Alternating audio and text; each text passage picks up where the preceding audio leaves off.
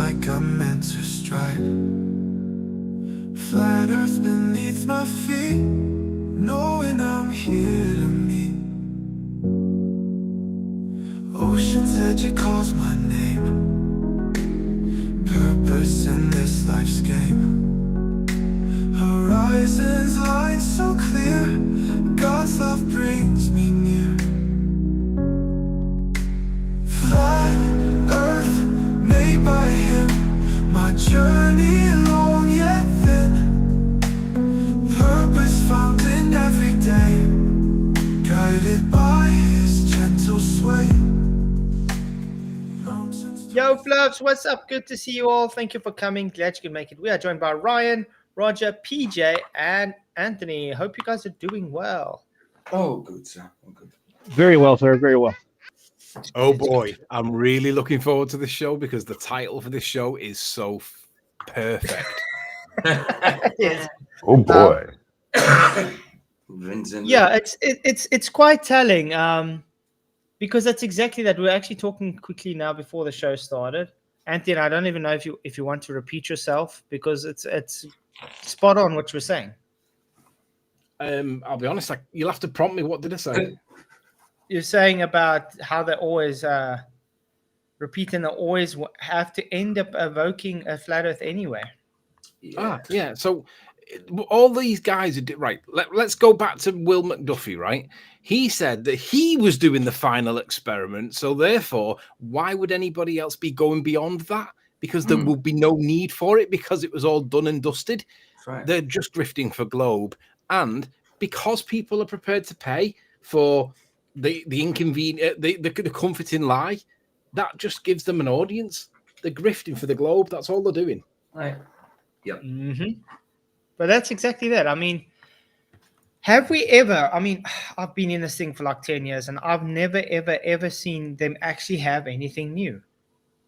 Nope. Me neither. Me either. Even when it comes to trolling people, like Vicky's just experienced, that like the links are giving private chat, a 50-second video just to stop me when I'm standing up to see a little bit of my fat belly and then put a big head avatar on top of the top one just to make me look short, dumpy and fat.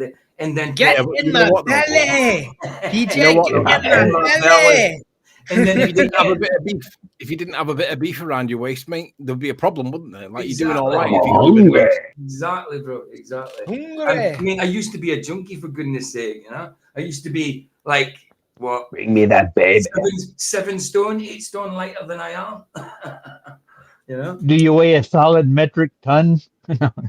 I would say more like an imperial ton, to be honest.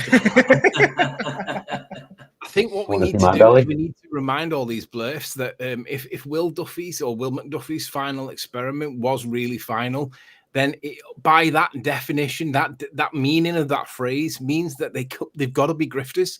They're grifting for globe. We've got to keep reminding them of that. Let's put it on Will Duffy and remind everyone that you guys are grifting for globe. It's just money making. Let's write a song. Well, I keep leaving in their comments. I keep leaving like Pablo's 7 swans and like his 360 pants, and he keeps deleting them every time I put them in there. It's just bad, dude. He wants measurements. I'm going to give them to him. So. And you know what? If we delete messages that are just vulgar, crude, and nasty, well, we get all sorts of messages saying, "Oh, you're censoring reality." Yet we get that all the time off them, and they don't even care. Ceremonial ton. You know what we need to do? You know this ceremonial South Pole? We all need to get one of those poles, like white pole with red stripes on it, and stick it in our background somewhere and call it the ceremonial flat pole. When they ask, where's it? I have the ceremonial pole. Exactly. Well, the funny thing is, you should say right behind me. I got a message from Can't Fix Stupid, David Matt. Oh, come on, go away, bloody I block things. And he said, I didn't even know this myself. He said he gave me a link, and it's to a website. Let me just copy this link. I didn't know this. Copy link, and it says I didn't know this that Antarctica had 7 different South Poles, 7 different ones. So apart, this is a website. Yeah, that's why even when you go to Google Earth, you can see it looks like it's stitched. Yeah, it's because of that. One of them. There's 7 different ceremonial South Poles or something. Strange. That's the link in that. That's the link You know in why that. that is? You know why that is? Antarctic cruises. Yeah. That's in case you go to South Pole from South Africa, or if you go to the South Pole from South America, or if you go to South Pole from New Zealand or Australia. That's 3 of the 7 there, right there. There you go. Well, there you go. How do you get there so quick from South Africa and Argentina? How do you get there from? Go through Troll Station. There you go. And the link I just put in is from the link I just put in is from Antarctica cruises. So I would say it's going to be pretty accurate. You know what I mean? To what they know anyway. You know what I mean? The funny thing was, I was asked, like Will McDuffie said in one of his videos, why is it that the flight times from Africa or Australia are pretty much the same flight time? A totally baseless assertion he's got zero evidence for, and the Blerfers just gobble it up like porridge. Zero evidence just means that Hitchens' razor applies, and nothing more can be dismissed without evidence. No, it's just because he said it, you see. Yeah. I'm pretty sure they vary depending on the weather and everything else for flight times, especially that far. It might vary a little bit, but if it really is the way that that it seems that you can't get to the same place without doing a hugely different flight path, that would explain why there are none. That's not the reason for why you can vomit it and pretend it's real. It's probably the reason why there are none. Yeah. Well, I'll let you know if I get a chance to take that flight down there. I'll try to go through Toll Station and I'll go by and see flats on the way out. That'd be a long way out of the way for me, though. I'd better to go to Punta Arenas. It's like 19 hours drive from me. Ooh, yeah. I can bring you the part for your generator. Hand it to you in person. I'll have Jeff send it to me. Maybe it'll get here. Hopefully. So this was very intriguing when I saw this. Like, what? He says, here's the curve. Well, what? No? He's saying, where is the curve? Well, I'm glad you asked. In other words, Project Curve announcement. And I was thinking, like, remember we asked him specifically because he says he's got measurements for Earth curve. That's one of the stipulations we have asked, but we have yet to see anything. And when I watched this video, I was like, you didn't present what you said. You didn't present the measurements for the Earth curve. And all he did was bring up rinse and repeated arguments. Yeah, so we need an actual measurement for where it curves, right? Where the actual curve is beginning, the geometric curve. That's what we're looking for. Yeah, correct? Yeah, I know. Exactly. So thank you, Vicky, for the £5 Chennai support. Screw the anti-flat earthers. Absolutely. You rock, Vicky. Really appreciate it. Appreciate you. And yeah, it seems Vicky's got some new trolls as well. I just saw that channel that PJ linked. Yeah. Well, you're getting under their skin, Vicky, so that's a good thing. Exactly. I've put the link in the chat. I mean, it's obviously impersonation, stuff like that. I've reported it. You guys do what you want. The link's there. Yeah, see it as a positive thing because you're pissing them so much off that they have to create a sock account to troll you. Yep, absolutely. And it's got to be the same guy that used to come here because he's used this same old black eye. Remember the avatar of Vicky's black eye that I allegedly give her? Big purple thing he splodged on her face. You didn't give her that black eye, I did. I know you did. It's cyber. You're allowed to. You're a brother. You know what I mean? Brothers and sisters fight. So are you guys interested to see this death-defying new information of measured Earth curve? Yeah. Oh, I can't wait. Yeah. This is brilliant, guys. It's like something we've never heard of ever before, and it's never been debunked. No. Debbie doesn't know what he's stepping in. I was not planning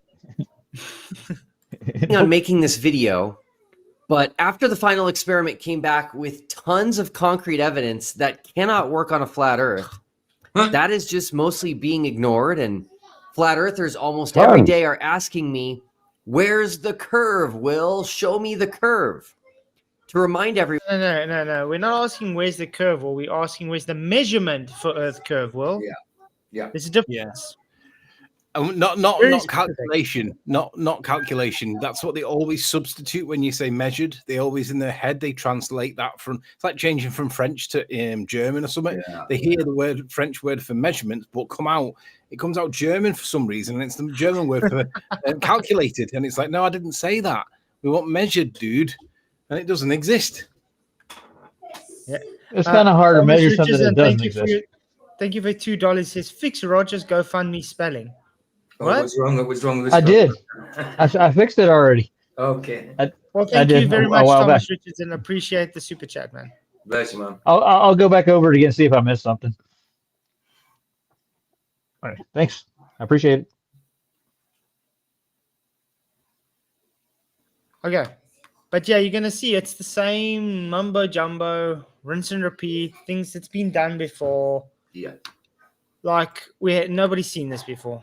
He thinks because he's the one Everyone. going to Antarctica that if he comes up with the same old stuff, but because of the TFP experiment thing, and he's come back and bragging about it and all that, and he's flat Earth, it's all dead now. So why is he going? Why does he need to give us this curvature measurement, this curvature proof, since it's dead? Well, it does seem to bother him a lot that people don't just accept his dishonesty and his lies. Yeah. It's almost if that never happened at all. I mean, how many people actually think that he got the evidence that he claims? Very few. But he pretends that they don't exist. And he acts as though his evidence is legit. And you're like, dude, nobody accepts your evidence is true. Everybody knows it's fake. Even your own side know it's fake. You are just grifting. Exactly. It's just what it is. It's just a bullshitter. Yep. I mean, it was very apparent when he came on the last show and we just asked him one simple question. We had so many more questions, but yeah, instead of just saying, yeah, okay, sorry, I didn't phone or whatever, he wanted to give another opportunity to be dishonest again. I can organize what you want. No, we don't want you to organize what you want. You already lied. We just want to know why you didn't do what you said you would do. It's as simple as that. Do you know? I know. He said, I can show it to you. I will get you video of it. It's like he's gonna just like pick out anything that you ask for and just give you a video of it. Yeah, just fake it again. Hey, do you know what the one thing that was missing in his evidence was? All he needed was a Falcon X or a flyby from the ISS, something like an Easter egg just to plant there for us, just to tell everyone that he's taking the piss. That's all it needed, and it would have been perfect. Absolutely. Maybe next time he can't afford that though. He can't afford that. I'm sure. No, I think next time he can cross-reference it with something important that happens to be real world, like I don't know, a tsunami from Japan that he spotted from the ISS or something like that. I mean, just to make it so much even better. I think I like this constipated look from him better than the evil smile. So I think smile. Come on. I think you just caught him between plain face and trying to rest into that smile. Is it me or are his eyes looking glazed? Looks to me like he's had a couple they always do, Anthony. He always looks glazed over. He's on medication, dude. He really is. He's either on medication or stress medication or something. Yeah. Oh, that stress medication. That reminds me. You know that video, that clip of McToon and Duffy going into that what looks like a pub entrance. It might not be, but it looks like an entrance to a public house of some kind. And everyone was saying how young McToon looked in that image or that video compared to how he looks when he's come back. It's not just how young he looks in that image; it's how much weight he's gained since he's come back as well. Yeah, I know. There's a lot. The guy's he's put on about 10 years of age, not 2 years. I think you're being kind. They all have, but that's how we're saying. It just doesn't add up. Teenager to grandpa in one night. I mean, hairstyles changed in like 4 days. The length of the hair grew quite a lot in 4 days. They looked like they were sickly. They just all of a sudden got gray hair. It's like out of 4 days, and nobody wants to go to Antarctica if that's what happens to you in 4 days. Nothing to see here. Yeah, I took 25 years to get mine. I came by it legitimately, and I have actual grandkids right They here. went looking for the fountain of youth and did not find it. No, they did not. Well, they found the opposite. Mine would have turned gray, but it fell out first. But I mean, we can all agree there was no final experiment, as he puts it, and he's realized it's backfired on him, and that's why he's clutching as much straws as possible, because he has some weird personal vendetta against Flat Earth. Exactly. I think checking the Bob Enyar's back history, you'll find out what he has against Flat Earth. I think Bob was the same way, wasn't he? And his son is too. And is he still following you, Flats? Enyar's son? He's trying. Bob Enyar's son doesn't like me because I said bad things about his pastor. Oh no. Well, his pastor should stop doing bad things, dude. That's what I gotta say. Yeah. Because I'm calling his pastor a liar, so therefore I'm a bad man. Greetings and hello to everyone. Okay, hello to everyone. Sandro sent me something the other night saying that, and I only just noticed today, and it was on somebody's channel that Dave McKeegan actually, when he turned his 3D camera around. I'm going to be showing that. Making a video. Cool.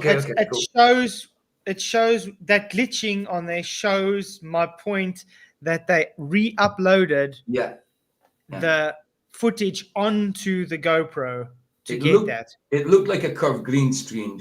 That's how it was. Because that glitch. Yes, that glitch green screen thing comes from a corrupt file that comes from re-uploading. So, making my point then, you guys faked it using Unreal Engine and you put it onto your Insta360. Say, oh, it's on my Insta360. Yeah, Dave, thank you very much for literally exposing it. I think we can actually show it just now. Cool. Let's quickly show it quickly, and then we'll go on with this, because it's actually very good. I got a question for you right quick, guys. Is this why McToon's covering Witsit's domestic instead of actually getting to this topic now? He knows better, right? McToon. I just want to say, Vicky, thank you very much for your £5. It says, I'll be listening. Smash the likes. Really, really appreciate the support. Vicky, you rock. Dude, babe. Thank you very, very much. Let me quickly get that link. Nice.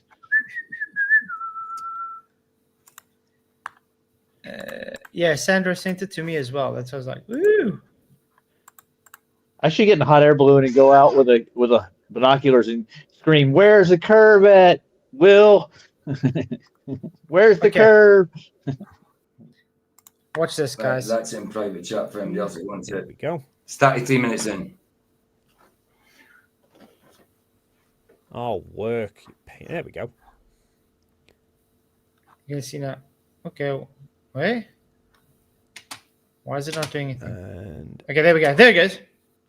There we go. Oops. And he turns around. But I want to point out something, guys. Look at the time index on the top there. Look how long that time index is. Oh, yeah. I can't make it large, but I take your word for it. oh, this guy is another placeholder on NPC. And it's sad because you're realizing, oh shit, this is not supposed to show. Look. Ooh. What's going on there? Oh no. You tell me, Dave. Oh dear God, I think I broke it. Okay, look. You're new. Oh, you broke it, have you now? There we go. Oops. How dare you? Oh, it's fixed again. It doesn't No. look like any sunset. Look what's going to happen. It's going to happen again. No, there's definitely the sun. And how do we know it's a sun? We don't. Oh, I'm gonna backtrack that a little bit. It's not. Here we go. Again. Oh, there we go. happened. And guess what? That was at another time position again. Oops. Wow. So it's a splice in it, what you're saying. That's basically what that is in the video. It's a corrupted file. It's corrupt from when they put it back onto the Insta. Oh. South Pole is where? My answer is in the ass of nowhere. Well, we're going to get some South Poles and put it behind us now. So they asked we can. You know what's funny about this though? This is why, because he did this live, so he couldn't edit it out. It's just let's make it once and for all very simple. South Pole is wherever you choose to, which is not North Pole. Center of the Earth. Ceremonial South Pole is where they place it. That's why it's called ceremonial. That's what it is. Yeah. There is no freaking South Pole on the biblical flat Earth because Earth is freaking flat. There's no South Pole anywhere. That's why we should all have one on our bookshelf behind us and say, "Yeah, there you go." But that's what I'm trying to explain to Will with his straw man. Oh, look, Still looks constipated. Because he tries to put a globe belief onto us, like, well, the globe has a geometric south pole. Where's the flat Earth's geometric south pole? We don't have one because it doesn't exist. It's Well, wherever didn't you PJ place the arbitrary ceremonial south pole. Yeah, we need to remove the word ceremonial and we'll call it the deluded South Pole. That might help. You're on point. Nice. Well, PJ found 7 ceremonial south poles, I gathered, didn't you, PJ? Well, it wasn't me. It was in that link. It's in private. That Antarctic cruises. It tells you there's seven ceremonial south poles, and it gives you directions to it. I haven't. It was from Can't Fix Stupid, David Martin. No, you know the Nice. rule. If PJ says that there's 7, and it don't matter if he's reading it from an article, it goes against PJ always now, right? Because he said it. Okay. PJ's the goat now. I got you. Yeah, man, it's me. I said it from the start. I made it up from the start. I mean, it was a concept out of my head, the whole lot of it. Isn't it funny that they don't pin the "gravity is not a force" slogan against me? Because that was the one that I use all the time. They don't like pinning that one against me, do they? No. You can have infinite numbers of so-called ceremonial South Pole. Literally, infinite numbers.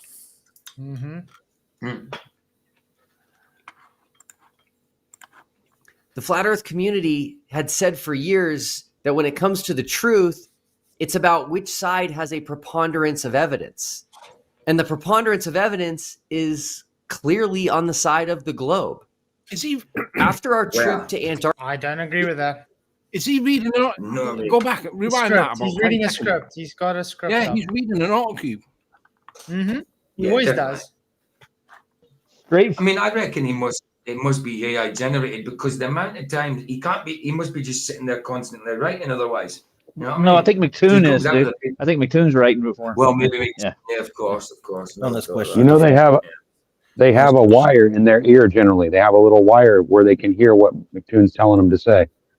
Pay attention, because I noticed that Craig had an earpiece in, and so did some other guy that was with MC Tune. I think that's what they do.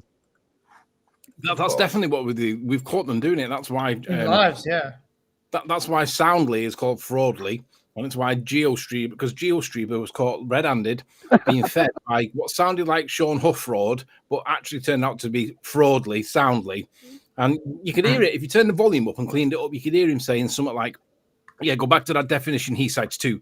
I don't know. He was having a conversation with me, right? And GeoStreamer was supposed to be like this PhD candidate, all sorts of chemistry-related nonsense, right? Nothing to do with this topic, but because he's a PhD candidate or a master's candidate, whatever it was that he was, that put him on a pedestal. Yet when he was having a one-to-one with me, he needed a flea in his ear telling him what to say. I mean, that's just it's just deceitful, isn't it? Yeah. Gentlemen, I heard there's a new way to do celestial navigation from now on. We take the satellites on ships and we measure angles of stars. It'll get you there quicker. Don't need to go to the ground at all. Just use tangents. Yes, you'll find your way around. Okay, I want to ask a question. What does a ship make different than standing on land? Well, it's always moving, right? Yeah, but how's it making It a leaves a tangent wake. now? I don't know. I have Still no using idea. horizontal. But that's what they're starting to throw at us constantly now. Tangent, be careful with the word tangent, because it's a straight line to the horizon, be it on a ship or anywhere else on the world. It's always a straight line to the horizon, right? They forget about refraction when it suits them. Because normally when you're looking through an eyepiece at the horizon, that's curved when it's refracted. But for the purposes of calculating trig and all that, so all of a sudden it's dead straight. And go figure. But the point I was getting to was when they have a straight line to the horizon and they call that straight line a tangential line, the moment they do that, by definition, the tangent line is touching the edge of a circle. Just correct them and say it's a straight line. And they'll go, no, it's tangential. Nah, because you're assuming that the Earth's a globe and you haven't proved that point. So we'll call it a straight line until you do. I want to know how they get to the center of their radius to get to that tangent to start with. That's what I want to know. That's all pre-assumed too, correct? If they don't have an actual measurement. Well, if you've ever heard Jaron, he says you can get a tangent from a pen.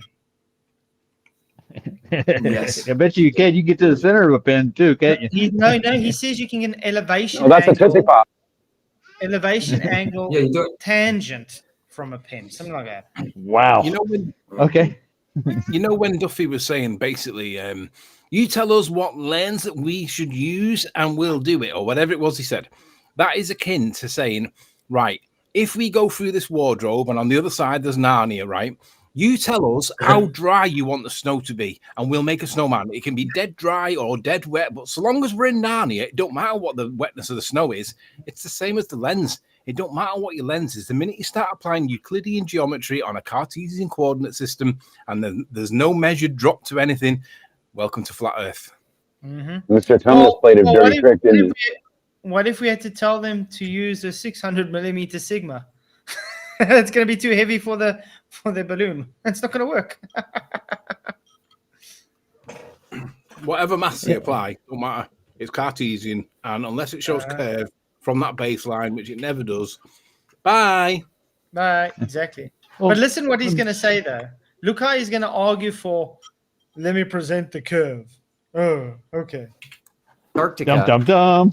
where every globe prediction came true and every flat Earth prediction was demonstrably false, there is no longer any doubt whatsoever which side has the preponderance of evidence. No, Why are go you ahead still and on the answer this Why are you question. still on here? Exactly. Yeah. Why is he still Yeah. fighting for it? But I also want to point out Yeah. that he's overselling it, which means it's a lie. He's saying Right. the globe has all the evidence and the flat Earth has none. The globe is true and the flat Earth is not. You understand? He's overselling it. That is literally Yeah. psychology 101 But- that he's lying. He's overselling his product.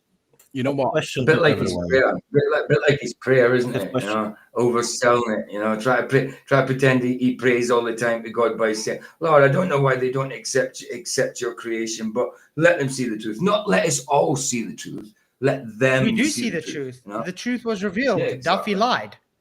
I have a question Yeah, to everyone. absolutely. What's your assumption? Why he's still lying? He knows what is the truth, 100%. I still think all this is based on PR so he can get money because he needs money to pay people, which he owes a lot of. He owes a lot of money to a lot of The people. government Dollars, is using him as a pawn because he owes them money and they're gonna bust his ass. So because he's got connections, they send him over here to mess with us while they figure out what to do with it. That's all it is. Possibly, yeah. Thanks. He's a useful Well- idiot, in other words. Yeah, all their earmarked predictions came from flat plane measurements, and even in their geodetic surveying manuals, they all reference planar measurements at the end of all of it. So yeah, He's a they're scapegoat. hijacking all our stuff to begin with, and I call it it's globe math. You know, Well, they can't hijack planar surveying, can they? Because like LiDAR and planar surveying is based on Cartesian coordinates, and because it doesn't, like, listen, planes are supposed to fly around the curvature of Earth, and they're supposed to fly upside down in Australia, right? But if that was true, and the flight data measuring the pressure altitude, the pressure heights, calling it an elevation over the Isobar, man. Isobar. yeah, they curve. They do. They really curve. Promise. But Swear to God. we're using Cartesian coordinates, right? And curve, even if you call a level line a curved line, in a Cartesian coordinate system that all of the plane data plots the data to, that curved line, even if you consider it to be a straight line, would still show as a curve, but it doesn't do it. And they haven't got an explanation for it. They just deny it. It is hilarious. You mean pitch data? We did several shows on the lovely pitch pitch data. data, yeah. It's wonderful. Yeah. Pitch data's got to show in a Cartesian coordinate system, if the plane's flying around a curve, in a Cartesian coordinate system, it cannot be represented as a straight line. It will always curve from the straight line. Sorry, guys, you just don't accept it. Mm-hmm. Well, most people won't dig in that deep and research this stuff, but that's why I like presenting it. It's a really I'm not good trying. evidence. Shout out to Brian, because Brian was the one that managed to get that one sorted. Shout out Oh, to yeah, he Wolfie did. 20 as well, because he's the one that wouldn't get it. We'll tell him to uncage his altimeter from the gyro, and we'll take a flight. We'll see how far we get. Whoopee. Jeez. That is being asked of me ad nauseum because truth doesn't fear investigation. Yeah, that's Now, right. I'm going to give you all three answers, three different and independent pieces of evidence. Okay. And going forward, anytime someone asks me, where the curve is, I will just send them this video. And if anyone else out there is being asked this question by flat earthers as Okay, I'm going to ask you again, Will. Where is the measurement of Earth Yeah. curve? You know the word measurement? Yeah, It's very show us important. Yeah. Maybe he it's not doesn't know like- what measurement means. Duffy, don't show me yeah. freaking NASA Fish Islands video. You need a tape measure for that. So really what their argument is when we say, where's the curve? They pull up a ruler, a dead straight ruler, and then say, that's the curve. Because they treat curved lines and straight lines as synonymous. And we all know that they're not. Yeah. Well, they use a definition That's of curve funny. like that, like That's level funny is because curve. trigonometry doesn't use curves. It uses straight lines. It doesn't use curves. It plots the arcs, but it only measures it with straight lines, guys. Yeah, but I think you're missing the point. This is why we're very specific when we ask for measurement of Earth curve. You got to Because measure it he said- from. When we asked him, he clearly said, yes, he has measurement of Earth curve. Right. So we would Now expect we- to see him measuring the horizon or something, right? He would have to measure Earth curve. Now he's saying, well, I've got 3 arguments here for evidence of curve. No. We just need measurement for your Earth curve. We don't care about your belief. We care about the measurements. Measurements are empirical, correct? They Let are, me tell you a and they secret. always There they need to aren't any. reference. Okay, they need to reference sea level, right? They want to define that as curved. That's the only thing out they have in that scenario because you're either above or below that sea level. Mm-hmm. Correct? Yeah. That's just plain and simple. And most elevations go above sea level. It doesn't curve when it does it. It may arc a little bit, may drop, but that's rise over run. You can actually measure those. Those are measurable, but it's not curved. It's just an elevation drop or dip or above a rise. It's rise over run. That's the way planar works, correct? Yeah. Yep. It's They're- only they're- slope and incline angles. They don't measure any curve. It's always just incline and slope angles. It sounds like they're at a loss. If he's just going to show you a video of some kind of Earth curve from fisheye lens, it's nothing that they haven't done before. So why would you? People, he's saying from now on, if all you Globers out there, from now on, send this video. Now, if it's just the same old visual curve that you see from a bloody stupid camera or whatever, or a stupid fisheye lens or whatever, then people have done this before. You know what I mean? It's just what they constantly do. You know what I mean? So, like. Yeah, Bold it the out. streams are Rinse and repeat. rinse and repeat. I'm just saying that basically. That's basically what I'm saying. Yeah, it's just rinse and repeat. Yeah. But you're going to see the Yeah. arguments brings up. Okay. as Let's well. see this. Feel free to share this video. Okay, first, we actually measured the ground as part of TFE. We measured the ground both in Chile and also in Antarctica. Nice. And the Earth measured curved. Really? Can you show this to us? Where's the photograph, dude? Where's the We don't. measurement? We went the actual physical measurements of it curving away from us. That's I what we want to want. ask, guys. In Chile, he says Chile, while they were standing there, what part of Chile did they measure curve?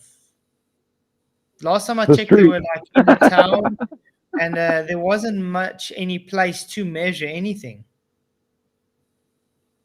So it's going to be interesting when he finally releases this data. I mean, how long have they been back already? 3 months? Moving on to 4. Oh yeah, and we're it's still about that waiting now. for- We're still waiting for all Is that, these things they promised us. Flat Earth Dave said in chat. And just personal statement to the Earth. The Earth, good that you are here. Yeah, Flat Earther, Grant. But please, don't focus on the money. Because money itself is not bad. But love for the money is the root of all evil. So please don't focus on money. Absolutely. So I if think anyone selfishness tells you is that the the word. Earth measures flat, they are simply incorrect. When flat earthers tell me that the Earth measures flat, I've started asking to see their measurements. And Where are your measurements? All planar. Check this face. Wow. All planar surveying measures flat. Duffy.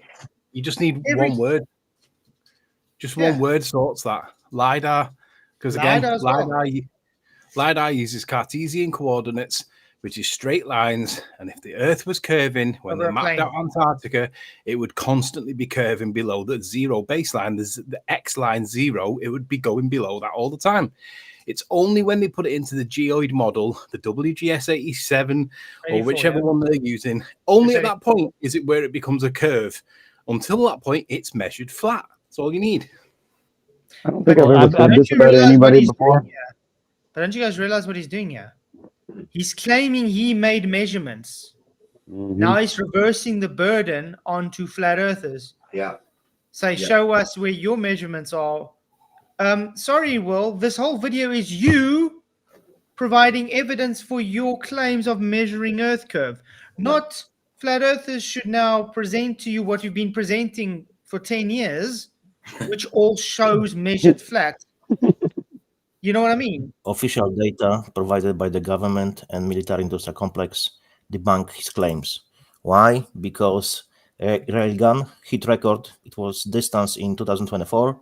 It was 35 miles, which is around 56 kilometers. And how it's possible that the military-grade railgun can hit target with pinpoint accuracy? Is the laser bending to the curve of the Earth? No. No, and Well, you have to ask yourself, how do they use eagle eye if it's not flat either? I mean, there's all kinds of things the military uses that prove it's flat. well, all you got to do with the Sea Sparrow too. What is it? 30 miles straight shot with no curve in it, laser pinpoint accuracy. Yeah, there's so many other things. But I've been putting like schooling. Was it Flyman Dan's videos in the post and on this video, and he keeps pulling them off because there's actual measurements actually recorded in those videos. He wanted measurements, I'll just give him some. But he keeps There's deleting a lot of measurements. As I was saying, we've been giving measurements for like 10 years now. They just don't want to accept the measurements because all they say, oh, that horizontal curves. No, it doesn't. Well, it's refracted, but their refraction doesn't even work properly in the observations we make. So I don't get it. I still don't. Yeah. And I'm waiting for that 150 mile black swan you got, or you could if they got. I'm still waiting for the guy to say it's fine. We can do it. I'm gonna actually contact him again and say, "Are we ready?" Because it's been a while now. There's so many things we're cool. waiting for. Refracted hands, you know, all them kind of things. Still waiting for them. My focal pendulum Craig owes me. It's never going to happen, dude. Mm-hmm. Nope. But yeah, like I said, Duffy just made a claim he has measurements for Earth curve. Instead of presenting it, he's now trying to reverse the burden onto flat earthers. For what? This whole video is about you providing evidence for your Earth curve. So what does the flat Earth now have to do with you presenting evidence for your claim? Well, I'm waiting with bated breath. yeah, let's go on. Surprise, they haven't measured the Earth. As it turns out, they are just parroting something they heard another flat earther say. Really? And you're reading a cue card. Big deal. See their measurements. Okay. What does planar surveying do, guys? It measures the Earth, dude. It just measures the Earth. That's all it does. Well, Period. let's look up the term. It says plane Let's look up the word. For Christ's sake, even freaking NASA themselves, in their unofficial documents, they say that the so-called spaceships or planes flying over the flat, non-rotating Earth. So every single one of them does. Stop lying. Plane surveying is a methodology in which measurements are taken on a relatively flat surface or two-dimensional plane. Do you get spherical planes, guys? No. Every day, dude. I built a spherical plane once and it crashed. they were accounting for the curve. Look at this. In this type of survey, the Earth's curvature is neglected. Ding, ding, ding, ding, ding. Because the surveyed area is too small enough that it doesn't significantly impact calculations. Now remember, calculations come after measurements. So they measure plane and later calculate curve if need be. Now I want to ask another question. Amazing. Indeed. Is curve every single millimeter on a globe?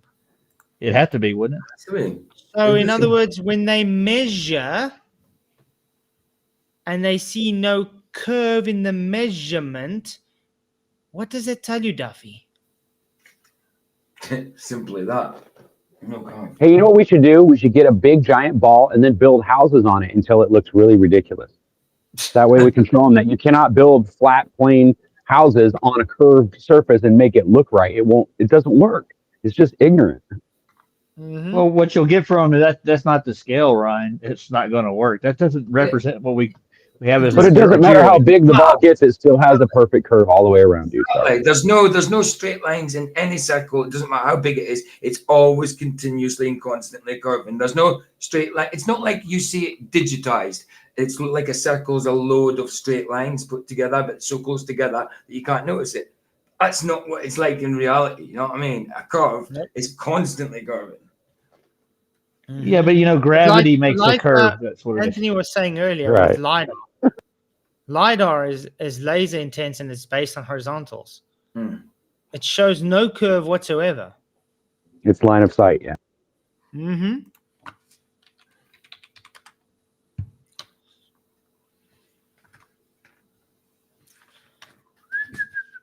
Okay, well, let's go. And they start talking about Polaris, the North Star, just remind them that they've been telling us since TFE was announced that lights in the sky can't tell us about the ground we live on. Now, Yeah, you should take that information to heart, Will. Yeah. We're just trying to explain when we say about Polaris, that's how you got your latitude measurements from being flat Earth. We just say it can't tell you about the shape. We can't tell you it doesn't say nothing about the ground because it does. I mean, you could say that the lights in the sky, like the sun, lights up the ground. You know what I mean? So we can't tell some things it does to the ground. We could just say you can't tell the shape or measurement because of the sky. Yeah. The thing is with Polaris, it doesn't prove if the Earth is a globe or flat or a cat or a donut or whatever. It just tells you one thing. You've got an elevation angle, which requires the Earth to be flat. Well, the only relationship that the stars have to the ground is that they're above them. That's the only relationship that I can see. That doesn't tell you what the ground is at all. It's above them. It's above you, and you're looking at it. That's the only thing. And you can find that point where that star is above it. And in their model, their stars are infinite distances, so you can't really get an elevation angle to any of it. There's no real elevation angle in their model. There's just a point where the light actually meets, I guess, the atmosphere is what they're looking at. But that's not a measurement to an actual They star. bend horizontal lines to make it work. Yeah, they'd have to make their sphere work. But in reality, all the ground measurements are planar and flat. Mm-hmm. Yeah, measurements that we did that we actually have, which flat earthers don't, will be released in a future video as part of our The Final Experiments series. So stay. Whoa. But what happened to the final experiment? Maybe they don't understand what final means. Guys, what's final mean? Exactly what it says. The end. I mean, Omega. I mean, is final in conjunction with a singular event or plural? I don't understand something, He said that the flat Earth has been destroyed. Mm-hmm. So in dictionary, if something is destroyed, it doesn't have the same function as before. It's gone.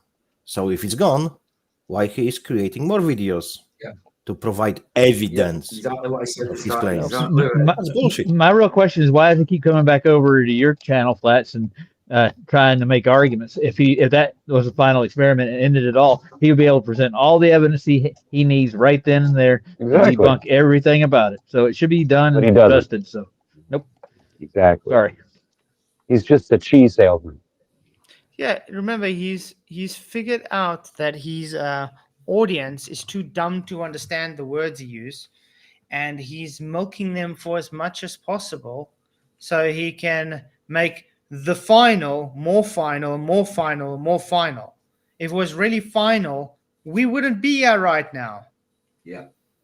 There wouldn't be him trying to still attack Flat Earth if it was final. That's it. I'll tell you what's Like I going to be said, final is when he goes to backfired. prison. Like I said, this thing backfired on them tremendously. They took a gamble and they thought, oh, this is going to work. Instead, the people saw through the bullshit. Simple as that. You know, we have to say thank you to him because he has removed fake flat earthers from the community. Lumpy, it's where also- have I muted you, man? What you talking about? You're literally chatting in my channel. Where have I muted him? What do you mean you're not muted? Lumpy, why do you always do this, bro? You always say you're getting muted and people can see what you're typing. Huh? I can see what you're saying. Muted? I thought muted was when you turn their mic off, not when you stop talking. Yeah, he, but means, Word. he means ban. But He's he means like literally chatting. So Yeah. how the hell? What's he talking about? when he says muted, he means like timed out or banned or something. I haven't once muted him or timed out or banned him. So he's lying anyway. Okay, so let's go on. Maybe he's imagining it. Stay tuned for that. For a second piece of evidence that the Earth is curved, head on over to Jaron Campanella's YouTube channel, Dishonesty. He lives in California, and he's been We trust him filming more. the SpaceX launches from less than 200 miles away. Nice. And they don't show up on his horizon for over a minute after they have been. Oh, really? On Oh his my horizon? God! You mean a horizon that's like many miles in the sky? The horizon's not that. The horizon's where the Earth and sky appear to meet. So you don't even know what a horizon is. But he's going to show it as well. I know the Earth also actually already did a response on the one that Jaron showed with the clouds, which was a good response, actually.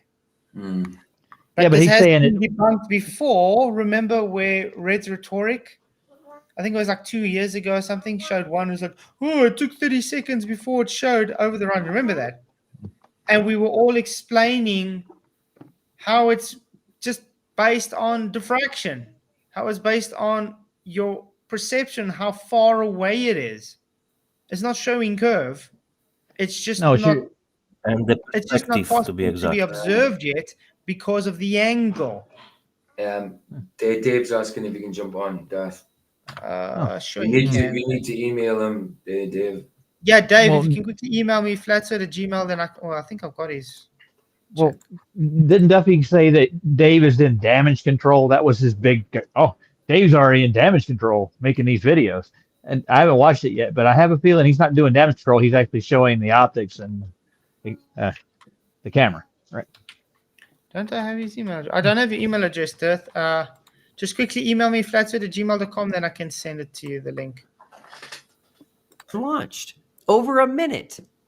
Where is this gigantic rocket hiding for such a long time? That is correct. Behind the curve of the Earth. Flat Earth Dave is currently doing damage control on this one. And you will never guess what he says is hiding these SpaceX rockets. Okay, I'm going to ask a question, guys. Oh, Where's the horizon speaking here? perspective. I want to ask you guys, where's the horizon here? I see it. It's about 10, There. 20 miles out. Yeah, there you go. Around Nailed it. about there, guys. Mhm. Could be there or there. Why is he pointing there? Don't know. Is that a horizon? He says cloud horizon. Oh, What? my word. A cloud's not an horizon. What's the cloud horizon? Oh my I think that might be Dave's video, though. I think that's Dave pointing at that. Yeah, but the point is that's not a horizon, though. No, that's not horizon the is here. pet horizon. The cloud is blocking. Dave's 100% correct. It's blocking everything. But we also want to point out, look at how straight the sun's reflection is. Yep. That's not a curved surface. And if you notice, I could cut paper on that horizon too. If you notice where the waves are of that reflection, you can see where it's actually the water does curve because it's a wave. You see that the reflection bunches up. You know what I mean?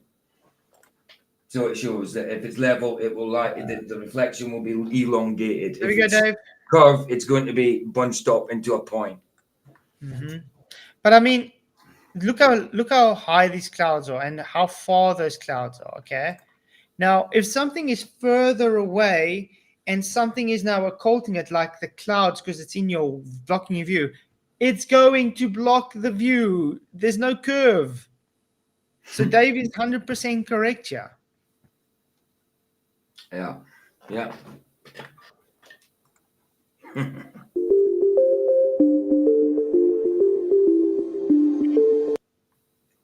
Comes from behind the cloud. You can still see its reflection there too. The rocket is beyond the clouds and needs to rise above them before it can be seen. 100%. So what's the issue here? Duffy's stupid. Yes, that kind of says it. Hey, Dave, what's up? Hey guys, I want to. There's a whole bunch of things I want to comment on, but go back to the picture. I can only see it on. Oh, here it is. Go back to the picture, that one right there. So those clouds there, where the sun is going beyond it, let's say they're 20 miles away, maybe. You know, if you push them to 40 or 50 miles away, they would literally become the horizon, right? They would just wedge into the horizon. Yeah, I would understand that because it pushes further away because it converges. But at this point, it's not the horizon, though. But you're 100% correct in this argument, though, because the clouds are occulting the view because the rocket is further than the cloud's view to us. So let me just continue on that. So let's say that that atmospheric deck, and by the way, there's not clouds every day, but 40, 50, 60, 100 miles, the atmosphere becomes opaque. So let's say it's only 10,000 feet in the air, right? So if you do a line from your eyes to that horizon, your point of view, that line would be a level line over the water. But if you looked at it from the distance, it'd actually be a line sloping up, hitting that tangent at 10,000 feet. Now, let's say that was 50 miles away. Now it's got to go another 130 miles on that upward slope. So that rocket would have to break that upward slope at 180 miles away. And so it's much higher than that cloud deck because you have that angle of view. And Jaron knows damn well this explanation. So something is making him speak differently. Remember, he's now Uber, so he's being retarded. Well, so if you took a telescopic infrared lens and took the same picture, you would get definitely see the rocket and its engine, wouldn't you? In this photograph, correct? It would go cut through the opacity of the. I don't know if it would or not. I mean, maybe you could see it. But somebody reported they were watching SpaceX launch the other day, and from I think it was even a greater distance, they saw it immediately. Like it was a super clear day, super dry, super clear, and they saw it from a distance, where they saw it immediately. So, it's not damage control; it's just retard control. Yeah, exactly. But did you hear his argument towards us? He's strawmanning and saying, "Oh, you're saying there's always clouds that magically appear in front of the." It's like, no. The atmosphere becomes opaque over distance, and everything gets pressed into that horizon. So the farther you're looking, I don't think you can see 180 miles. No. Not easily. Not when you're looking across the atmosphere. When you're looking up, you're looking through less atmosphere. Then you'd be able to see it. You know what would be great, actually, Dave? If someone had an infrared camera next time and they're able to do this with the infrared camera, because that actually goes through a lot of the glare of the atmosphere. Yeah, but if what I was saying. Any clouds, if there are any clouds, when you look up and there's some spotted clouds, it's mostly blue sky, but there's some spaced out clouds. The farther away you look, the more they line up, and they actually become 100% crossing your horizon because you're looking across, right? They all just come, so they'll block the entire view, but they don't ever want to talk about that. Exactly. The other thing, and I don't know if you guys talked about it, is his next false binary. Before, if the sun does this, then that. If the sun does that, then this. So if the sun moves around, now we have to believe in natural law violations where helium and hydrogen has gravity and condenses in a space vacuum and holds on to Pluto and ignores our moon and all the other garbage that comes with that. That's TFE. That's already done. So now they're going to do the creaky blinder hey, we want a flat earther to fix the camera. So let's say they have a lens that does not distort, and they get the horizon right in the middle of that lens. So no one's going to scream distortion. They're going to see curvature. When I say Well, it that, is an it's optical effect based on the, like you said, opacity. The thing is, because you have a 360-degree field of view, your radius stays the same as that. You can test it with your arm, guys. Stick it in front of you.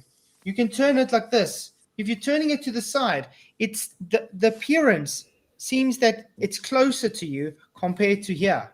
So the opacity changes and it makes it look almost curved because light is being different towards you, what you're observing. Let me just finish my point. You're right there. So when you're looking forward, let's say it's 100 miles or 600 miles, doesn't matter. Whatever distance that horizon, that horizontal eye zone is, at 1 o'clock, 2 o'clock, 3 o'clock, it's the same distance. That is a circle. You take a 2D image of that, a picture, a video, and you draw a straight geometric line across it, it's going to show curvature because the Earth is flat. Yeah. Right? So it's again, optical effect. It's just how we see. Put your head in the middle of a hula hoop and tell me there's globe curvature. And what I like about this, even Dave McKeegan conceded this, I think it was like 2 years ago on a video. Yeah. So the Globers actually have no argument. Even the Globers know that their own golden boy, Dave McKeegan, has stated, on a flat earth it will also look curved. So when they bring up idiotic arguments like, let's take a high altitude balloon, which has already been done, it doesn't show curve because it's not physical. They have to prove that curve is physical and not optical, which they can't do. Yeah, absolutely. The horizon is a horizontal eye zone, a horizon. And we see in a circle, you're going to see curvature, period. So I'm in agreement with Will.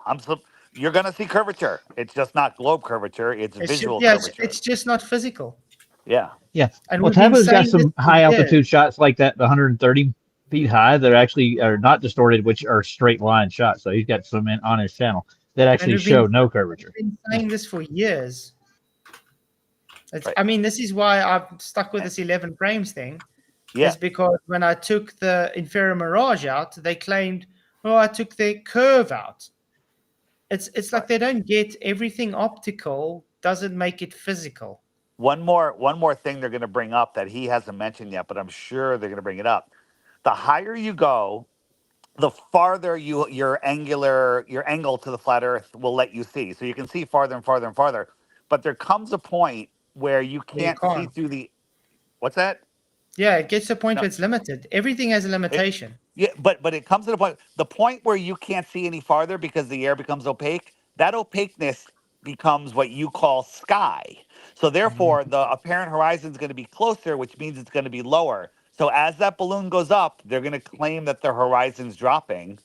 The apparent horizon is dropping because you can't see out any farther. That's all it is.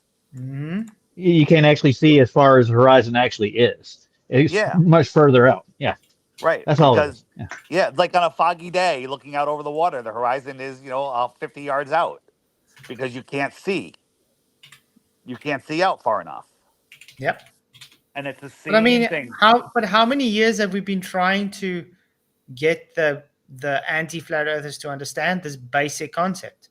They don't want to. They don't. It's not about understanding. But that's why I said it's rinse and repeat. Because this was the same. All these things are just rinse and repeat from them. Yeah, I agree. Like Derv said, it's related to the density of the air, like in the foggy day. Exactly, because the more shady day is, the less you can see. That's a good point.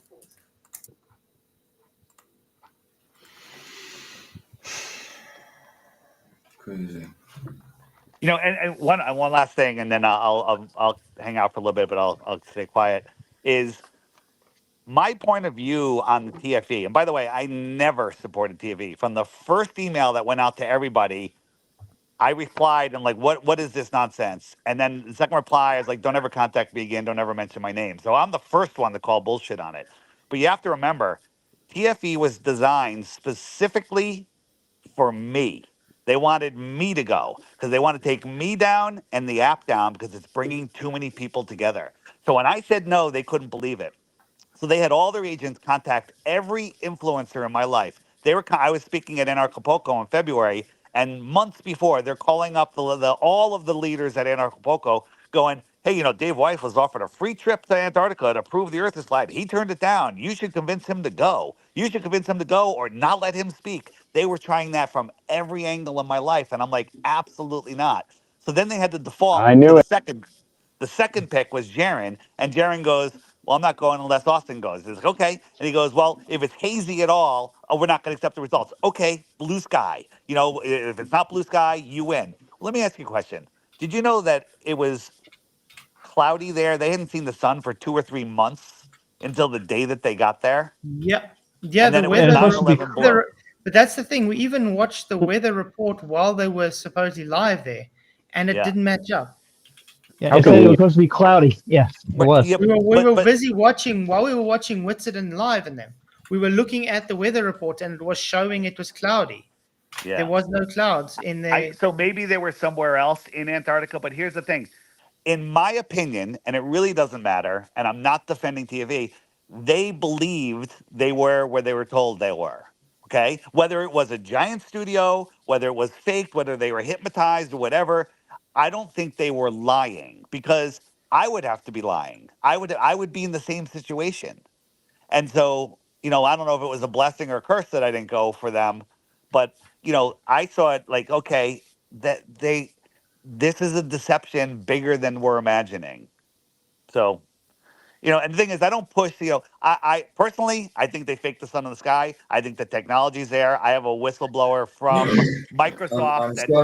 I'm sorry, Dave. I think Jaron's blatantly lying. Blatantly. Well, you know what? At this point, he's blatantly lying. 100% with you. 100%. It's like if McToon and Fight the Fat Shirt had a baby, it would be Jaron, right? So it's unbelievable. Good joke, man. Good joke.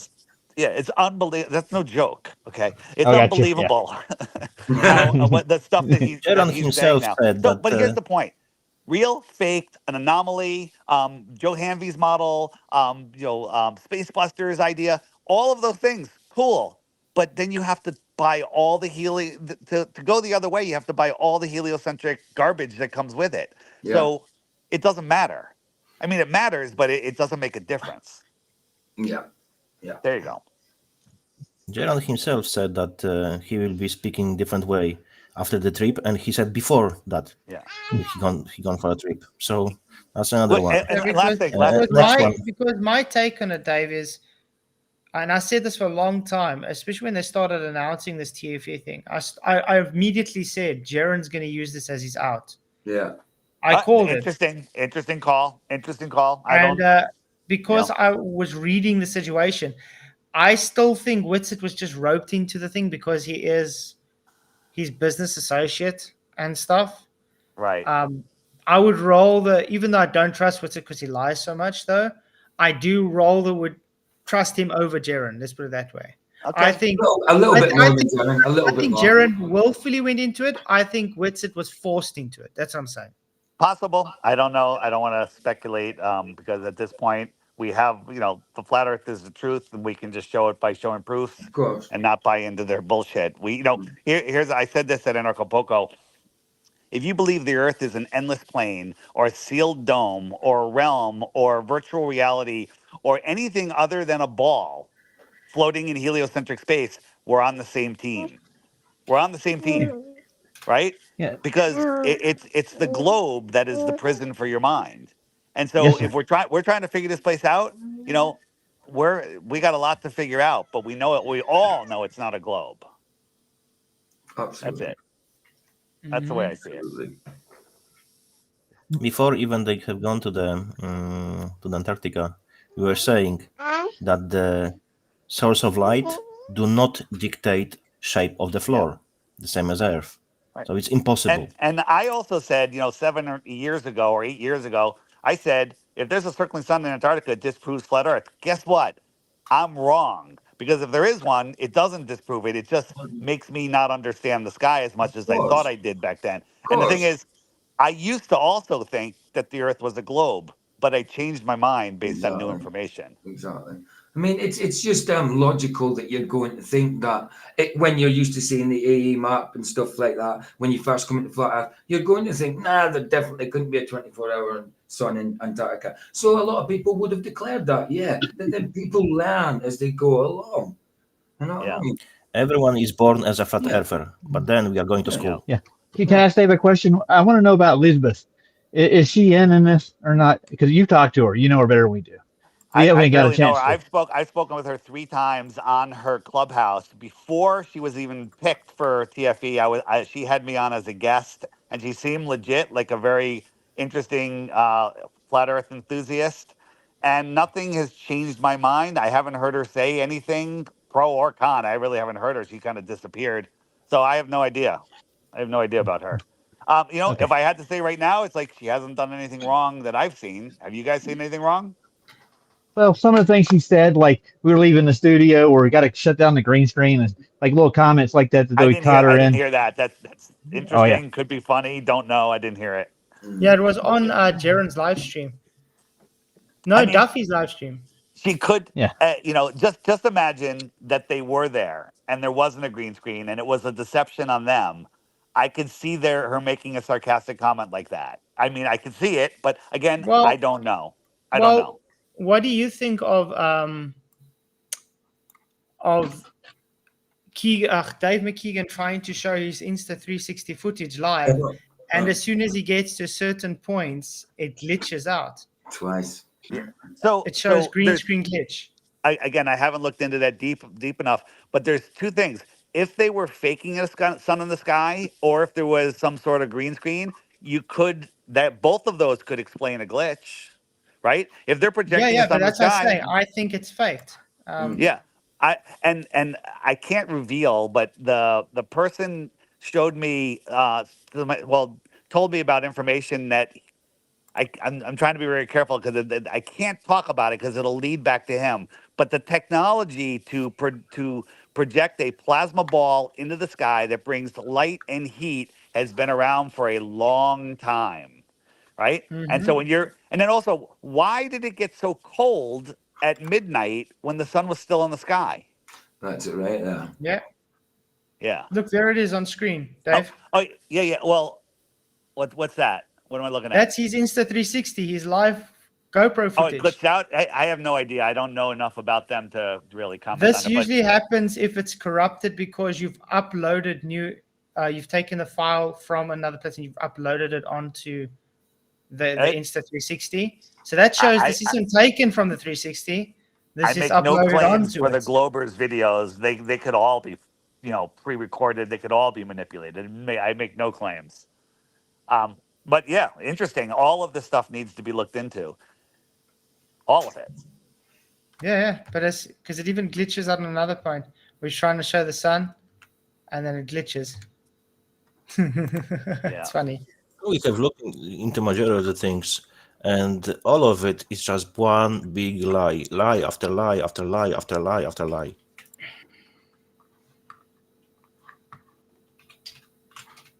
Yeah, it was, this was a massive operation. And I'd say it's as big as the moon landing. I mean, but it's a lot easier because the entire world was watching with TV cameras and crowds of people and everything. Here, they just had, 3 flat earthers in an isolated area where possibly there's a low dome above them, some sort of plasma screen up there, natural God's screen, maybe. There's so much evidence leaning towards that. Why hasn't anyone filmed the circling sun before? There's all sorts of claims. There's fake videos, but it took propped up Globers to get this done. Yeah, I'm not buying any of it. There's What's up, I know Self? that you're not What's going on, into guys? the New Testament, but you can use the argument which I have pasted in the private chat.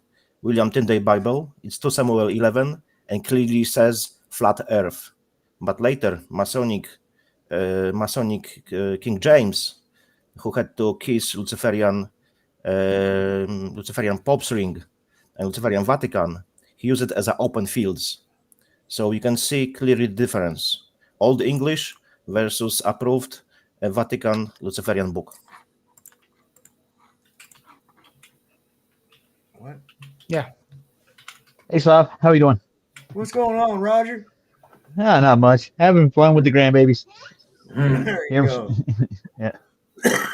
But like I was saying, though, back to the topic, this video that Dave was actually very correct on.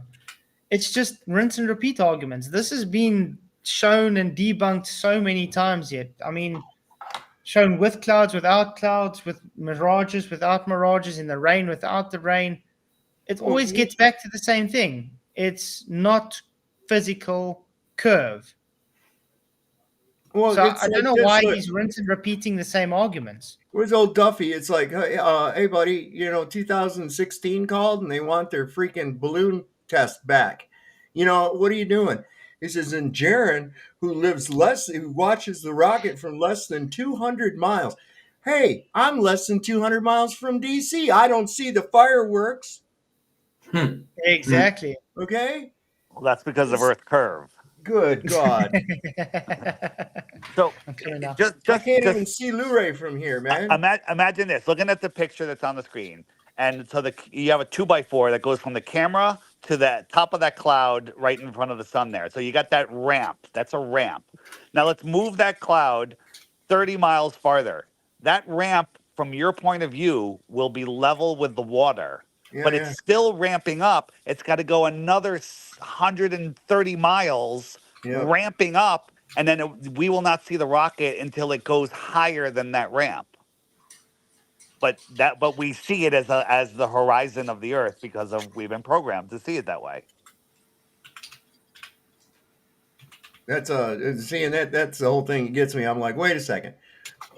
I thought you had this final experiment. Now it's a final experiment series. And apparently they did some kind of curvature test on the ground in Antarctica. This is the first I've heard about it. And so they got to have time to whip something up like they actually did something. But what in the hell is, because he shot him, they didn't just shoot themselves in the foot. They blew their whole damn leg off. And now they bandage that up and we're reloading. We're going to try it again. And I'm saying anybody gets involved with them clowns one more time, you deserve whatever you get. That's the way I look at it. That guy's been shown to be the biggest fraud. He's a ripoff. He's preying on old people. Yeah. Did you look lately, Dave? He's got a new charge on his broker thing. Oh, really? Since June? Yeah. Well, how much is that one for? It's dated from. Let me look at it real quick. Let me pull it up. There it is. Well, Duffy broker check. Can I make a famous quote right quick? What is it? No Atmo Day? I'm just going to say that.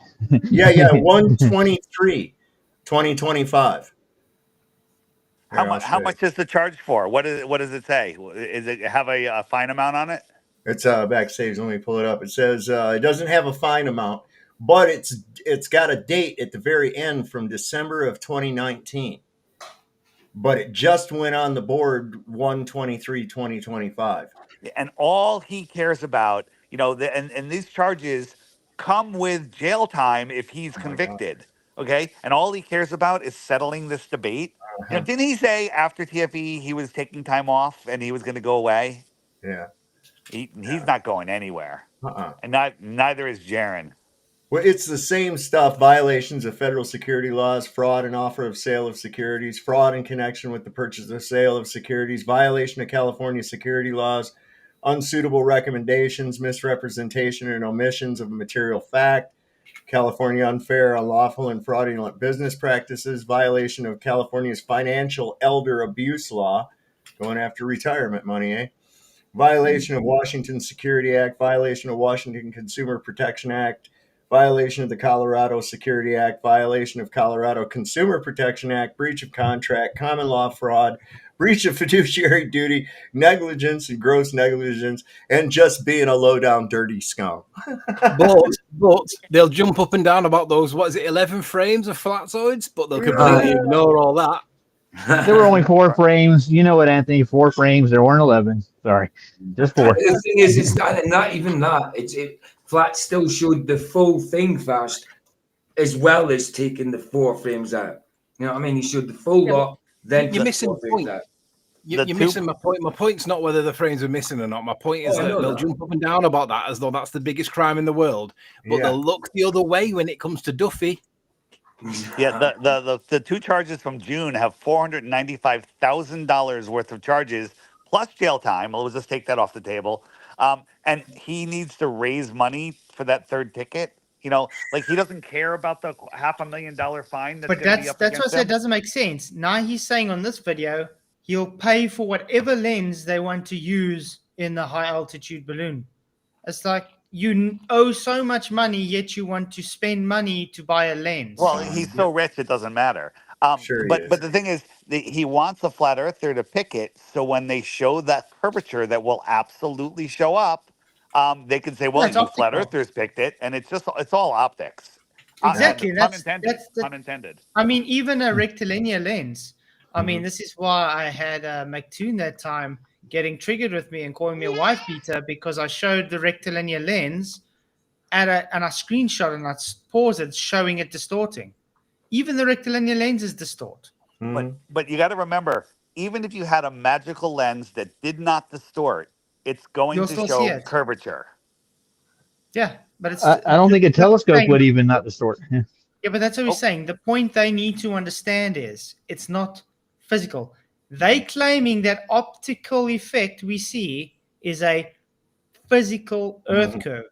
They have to prove it's a physical Earth curve, not just make a claim that what we see is physical. Yeah.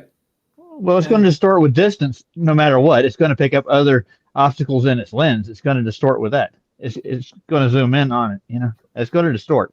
I The further personally you think that shoot we should not focus on the lens distorting. We should focus on the fact that it will show curvature because that's how we see with our lenses and with our eyes. I agree. We see in a circle.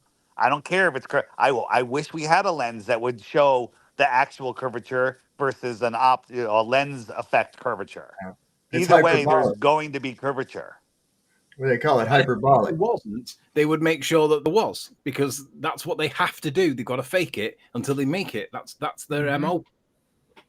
Exactly. Well, there's an actual lens that actually will pull it out. It's paramount, but that's why it's paramount. We point out to them, show us measurement on the ground, not based as high as possible you can go, because this is what Nathan Thompson also tried to allude with him when he said the Snoop Dogg fallacy. You're trying to go as high as possible to make a claim of physical ground. You're getting further away from where you're supposed to be measuring what you're measuring. The Snoop Dogg fallacy. Get as high as you can. Yeah, that was a good one. I actually thought that was pretty funny. I thought that was pretty funny. Yeah, too. But I mean, that's it's almost $500,000 he's looking at just from the June ones, man. But you see, these guys are dumb though, because the lower you are, the more pronounced the curve should be. Okay? So why are they trying to get away from their curve? Don't know. They want to create wiggle room so that they can say, well, if you squint your eyes, you can just about see the curve. Because on a globe, the higher you go on a globe, the more you should see curvature. So they want to say, hey, we're going to go up. Look, we can see the curvature. You know, when you're on the ground, you really can't see far enough. There's usually something. But that's what I'm saying. Yeah. But that's what I'm saying, Dave. The physical curve, the lower you are, is more pronounced. So the physicality is more measurable the lower you are. But the more optical is more apparent the higher you go up. But that optical can be based on a donut Earth. It's not going to prove it's a globe. The point is, if they're claiming physical curve, they should be concentrating on being as low as possible to show, hey, this is curved, because the lower you are, the closer the geometric horizon is. So therefore, they are able to show that's physical, but they're not able to do that. Dave, in just 2 or 3 words, I don't want any explanation, but what is your current relationship with Austin and Jaron? I have 100% cut Jaron off from every means of communication with me. The only way he can get to me is an email. And when he sends an email, I just delete it. I don't even read it. And Austin, he hasn't done anything bad. I think You know, if I had to guess, he's spending family time, and I don't know. I haven't seen him flip or anything like that. Personally, I don't think he's flipped. But time will tell. I think But I yeah, think flip though, I think 'cause- Austin's more in a sabbatical at the moment. He's not really concentrating on flat Earth. I don't know if you Agreed. guys realize this. But if Jaren's flipped though, surely Austin has to because they both seen the 24-hour sun, right? No. Austin says he adamantly disagrees with Jaren's conclusions. Adamantly disagrees. And listen, I have no idea what's going on with Jaren, but I think he's in a really bad situation. And for whatever reason, he's doing this, whether it's him talking, whether it's a demon talking, whether he's been paid, which I don't think is the case, whether he's being threatened, whether he's being blackmailed, I couldn't tell you. I don't know. So the way he behaves is more disgusting than McToon on a bad day. So, Jaren has become literally like Vulgar. the demon child, as you can put it. So I believe that there is a thing called demonic possession. Okay, I believe in that. I'm not saying he's demonically possessed, but it sure matches up with what I believe. Right? Yeah. So my thing is, I don't watch his stuff. I don't listen to his stuff. Yeah. I don't care what he says. He's not a part of my thoughts anymore, except right now that you brought him up. I don't even say his name anymore. When if someone says that, if I have to refer to him, which occasionally I just use the letter J because I don't like spelling out his name. Well, you know, Dave, with the demonically possessed. Simple. You know, with the way that these guys, when they and Patricia Steer and Paul on the plane and who's Robbie, what's that guy's name? Davidson. Davidson. Robertson, yeah. And they had this thing, and it was like almost verbatim, like, I have not been coerced, paid, or threatened. And it was sort of like when I saw that, and it was exactly almost like verbatim on their things. I was like, it reminded me of I'm being treated well by the People's Republic of North Vietnam, you know, and they're simultaneously blinking SOS. So I think that they got some shit on these people, man. Well, I mean, you know the Axion connection with them, right? Yeah. So, you know, Paul on the plane, I made a meme. I don't know if you guys saw it, where Robbie and Patricia were the Twin Towers and Paul on the plane was Building 7. Because if they didn't bring Paul on the plane back from retirement after 5 years, he's been gone, we wouldn't have made the Axion connection. But, you know, they were highly promoting Axion, and then they found out that it was violating many SEC laws. Am I still there? Each violation comes with 25 years in prison. That's a high motivator right there. Hey, Patricia, you're not going to be able to wear any more makeup. You're going to be wearing an orange suit, or you're not going to be able to color your hair. I think that would get people to comply. But listen to this. So I heard the rumor that Robbie was going to come out before he announced it. And I called him because I actually was doing flat earth stuff with Robbie on the behind the scenes. And I said, Robbie, do you think there's a possibility the earth could be globe? And he went into a tirade. He blah, blah, blah, blah, blah, blah, talking 90 miles an hour. And he goes, Dave, you're smarter than me. You know, I got to think about this. He goes, it's going to be 6 months to a year before I make a decision because I got to apologize to my pastor, blah, blah, blah, blah, blah. 6 months to a year, he said. And I tried to throw a couple of things out there. I said, all right, Robbie, we'll talk. Let's talk tomorrow. The next day, less than 24 hours later, he put out that flat earth is dead meme. Okay. So, and it's the same day, Paul and Patricia came out with the same talking points. If you talk to them, they will never forget to tell you that the AE map is dead, right? Patricia told Mark Sargent the AE map is dead, and Mark goes, why? And she couldn't answer.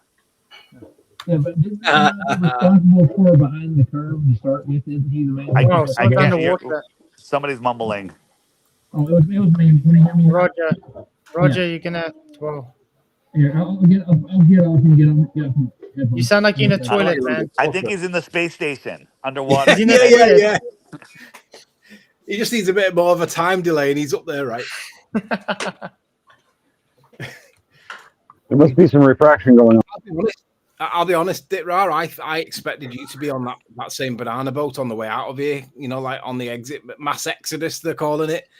And I'm surprised that you've not, because I definitely tarred you with all their brushes. Why haven't you jumped sides?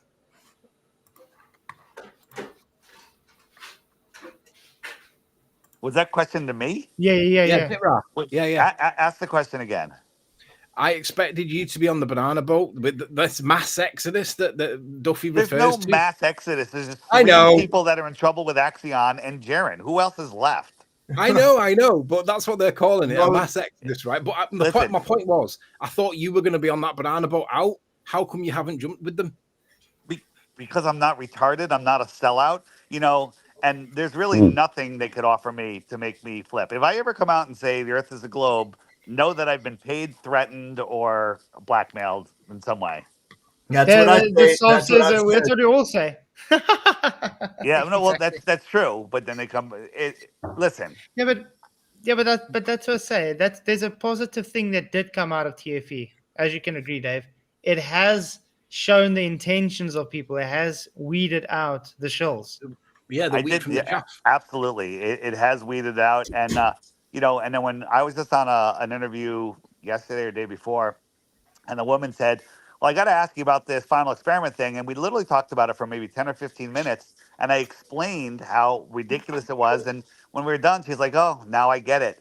So the problem is the naive public, the uninformed, the ignorant. Will buy into this because Will speaks with such confidence and it's so well produced and whatever. But if they get the opportunity to actually listen and hear, you know, explanations, it just makes Flat Earth stronger. So Flat Earth Yeah, is not definitely. dying. Flat Earth is growing. It And the absolutely is. fact that they want the AE map dead makes me understand that we're on to something Yep. stronger and stronger, right? On the app, go look at the app. If the sun is ever over a piece of land where you know somebody lives, call them and ask them where the sun is and what time it is. And they'll say it's over their head and it's noon. Hey, Dave, I want you to think about something for a second. This came to me a while back. You got like one of them great big huge party pizzas, right? But you're hungry and you want a piece, but you didn't want anybody to know you took a piece. So you cut yourself out a piece of that pizza and then you sew those cut edges back together, put a little cheese on there, make it look like nothing was ever cut out of it, right? That nobody's the wiser. But the fact is you hid an entire slice of pizza. Now think about that when you're considering the meridians. No, I'm with you. I agree that there's big swaths of our world that are hidden from us. There could be other continents out there that we don't know Shit, look at about. the South Pacific. There Yeah. ain't shit there. Nobody goes there. You can hide an entire continent out there. Yep. I'm with you, I've Tom.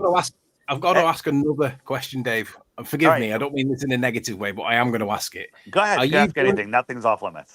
Are you joining the show because you're feeling a little bit lonely now because all your friends have jumped ship? Shut the fuck up, man. Is it? Am I talking to Anthony? Is this Anthony that I'm talking to? Yeah. Anthony, good to hear you. I haven't talked to you in years, man. No, I jumped on because you're talking about the points that we all need to, shows like this need to educate other people on. I want people to understand there's going to be curvature. Okay? There's going to be curvature when the balloon goes up. It's just not globe curvature. Mm-hmm. All right, Anthony, you get one more stupid question and then I'm cutting you off. I got one. If he wants All a right. suggestion to go along with his experiment, once he's up there, have it rigged up to with something where you can raise and lower the view. So that then if you do see that curvature, you're going to see it morph. You're going to But see it it doesn't morph in matter. both It doesn't directions. matter. Even if there is no distortion, there will be curvature. Like you take a camera, hang a hula hoop from the air, take a camera, put it right in the middle of That's the due to our hula hoop, peripheral and you vision, can though, because angle we're it up seeing and down, and there's still going to be curvature. I've got one last question, Dave. Okay, better be a good one. It is. It's a really good one. All right. Incoherent dielectric acceleration, right? Oh, that was a boy. lot of bollocks, wasn't it? Come on. Come on, Dave. Admit I'm not it. We're a answering load of that. bollocks. I still believe in the downward flow of electricity. It's Oh, setting yeah. the downward But it's direction. static, though. It's static. It's not downwards. It does exist, but it's static. It ain't moving. It's not causing direction. Does that create the direction of down? No, the medium does, Dave. We've demonstrated it loads of times. All right. Listen, Anthony, you and I don't agree on everything. Sav, you and I don't have the same ideas and everything, but you're both on the same team. You're both my buddies, all right? Yeah, but we haven't What spoken about for me? fucking years, though, right? All of you. We're not that all much of of a buddy. Listen, I don't know all of your beliefs, but if you believe that the Earth is not a ball, we're on the same team.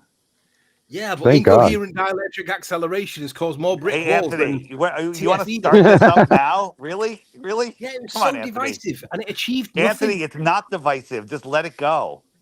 You know, people are allowed to have ideas and to think ahead and try to figure out what they don't understand. There's nothing wrong with that. Thank you. But when it's pointed out, that Anthony, you it's got to not let it go, proportionate to buddy. mass. You got to let it go. When It's it's been pointed out, years. Dave, that it's not proportionate to mass. Listen, that point it's okay can't be that you've ignored. been wrong all of these years. It's okay. Let it go. Let it go, brother.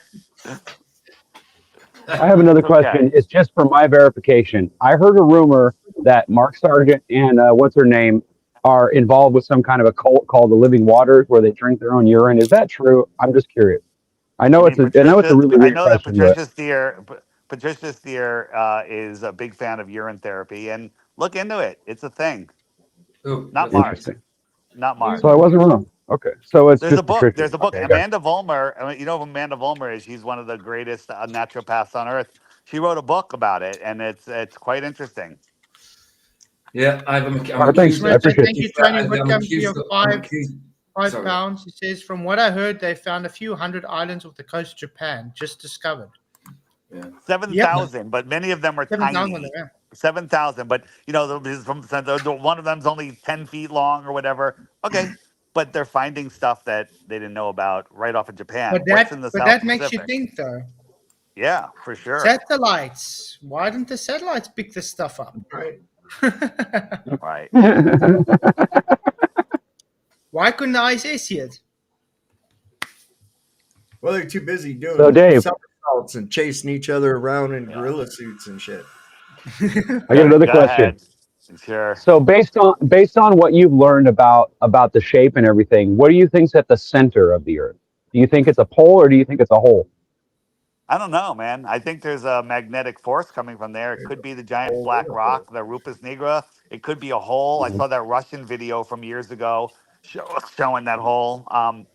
Yeah, I'm not sure if it's real, but yeah, it's convincing. You know, the tides right? could go in and out there. You know, the fountains of the deep. It could be the drain, right, or the valve. Yeah. You know, as Fanfare, what's his name? Fanfare did some great videos on that. Nice. Really. Yeah, cool. Again, you know, I love speculating about what I can't reach, but I can't make any solid claims. Yeah. Right. I was just curious what you were thinking. That's all. I just want to say, Roger, I already sent you the new link, man. Thanks for asking my questions. I appreciate it. I've got kind of an idea, a theory thing. You know, I've been kind of tossing around about the sun. How I've been wondering, maybe it uses like magnetic induction to heat, because it really, you know what I'm saying? It's like really, because the closer you get to the plate, the warmer it gets. Like in Badwater in Death Valley, it's 280 something feet below sea level. Oh, I see what you're saying. Yeah, that makes sense. I got you. Induction. Okay, I get it. Yeah, and the reaction between the sun and whatever the plate beneath all the topography actually is what causes the heat. That makes sense, Dave. It really does. Dave, the heat comes from that impenetrable barrier at like 8 miles down. Yeah. That's interesting. It's interesting. You know, the whole sun, that we're in the Goldilocks zone where the sun, you know, it transfers heat through a vacuum, which it can't do. But then the core of the Earth is hotter than the sun, and it's solid. Where's the convection there? The conduction there? Yeah, I mean that iron core is past its Curie point. It's Curie point, so it's. Did you just suggest that space exists? No, not me. Okay, thanks. Good. I'm glad, because I thought you said something about space. No, I'm talking. I did. I'm talking about when I talk about space, I'm talking about the heliocentric hypothesis. Gotcha. Okay, making clarification. Just remember, any explanation of what the sun is here on flat Earth is far less crazy than the heliocentric explanation. Well, that's why I tell them just a guess, of course. They say we have a working model, and I say no, you don't. It's dead right from inception. You know, think about this: a model, the Helios part. A model has to work. Like, so if you take a globe, right? Let's make the globe a mile wide. Somebody built a globe a mile wide. Will it hold water on the outside? No. Will it contain air on the outside? No. Can you stick a cruise ship on the bottom of it? No. But then if you take a bowl of Kentucky Fried Chicken with the plastic lid and you pour the gravy in there, can you float a ship on there? Sure. Will it contain the water? Sure. Can you pump air in there? Will it contain it? Sure. So a bucket of Kentucky Fried Chicken with gravy and mashed potatoes is a better model than the globe has. Yeah. Don't forget the I tell coleslaw. them right off the bat how it's dead right from its inception.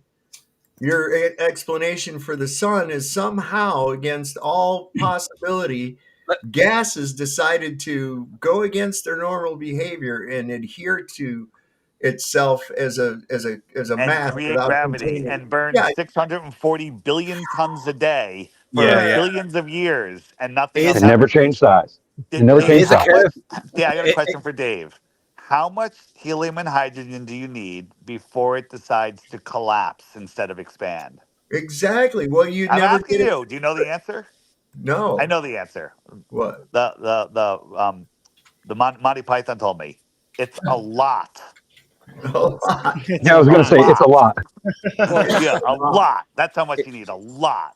If you want to go with Monty Python, it's 42. That's the answer. That Oh, no, yeah, that's that's the Hitchhiker's Guide to the Galaxy. Galaxy. Yeah, that's Hitchhiker. Yeah, 42. 42. Yeah. Let me throw in a curveball. Let me throw in a curveball, right? Let's just, for a minute, let's just be a ball Earth believer or a ball Earth troll, and we'll push that the Earth's a globe for a minute for this one example. What if it really was a sphere, but they couldn't prove it, or it was too big, or whatever, but they went down to Antarctica and it still didn't do a 24-hour sun? What would that be interpreted as if you're a ball Earth believer? Because the only one way to interpret that is that the sun's not a ball. It's not physical. It's not a physical thing that you could touch. It has to be something else, metaphysical or otherwise, right? Because even if it was a sphere, they shouldn't have to fake it. They shouldn't have to try and make people believe it. They should be able to show it, and it should be obvious that it was legit footage.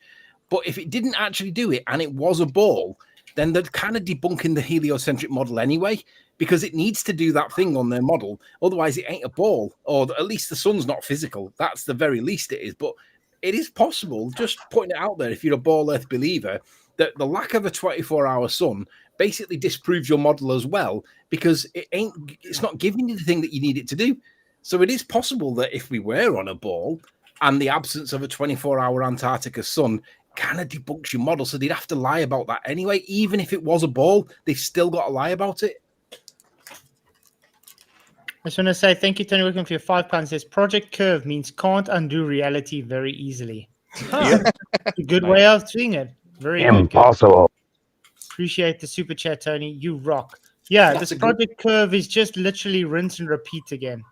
That's all it is. I've got a question for everybody. Have you ever looked at their demonstration they do with the molten iron core with the salt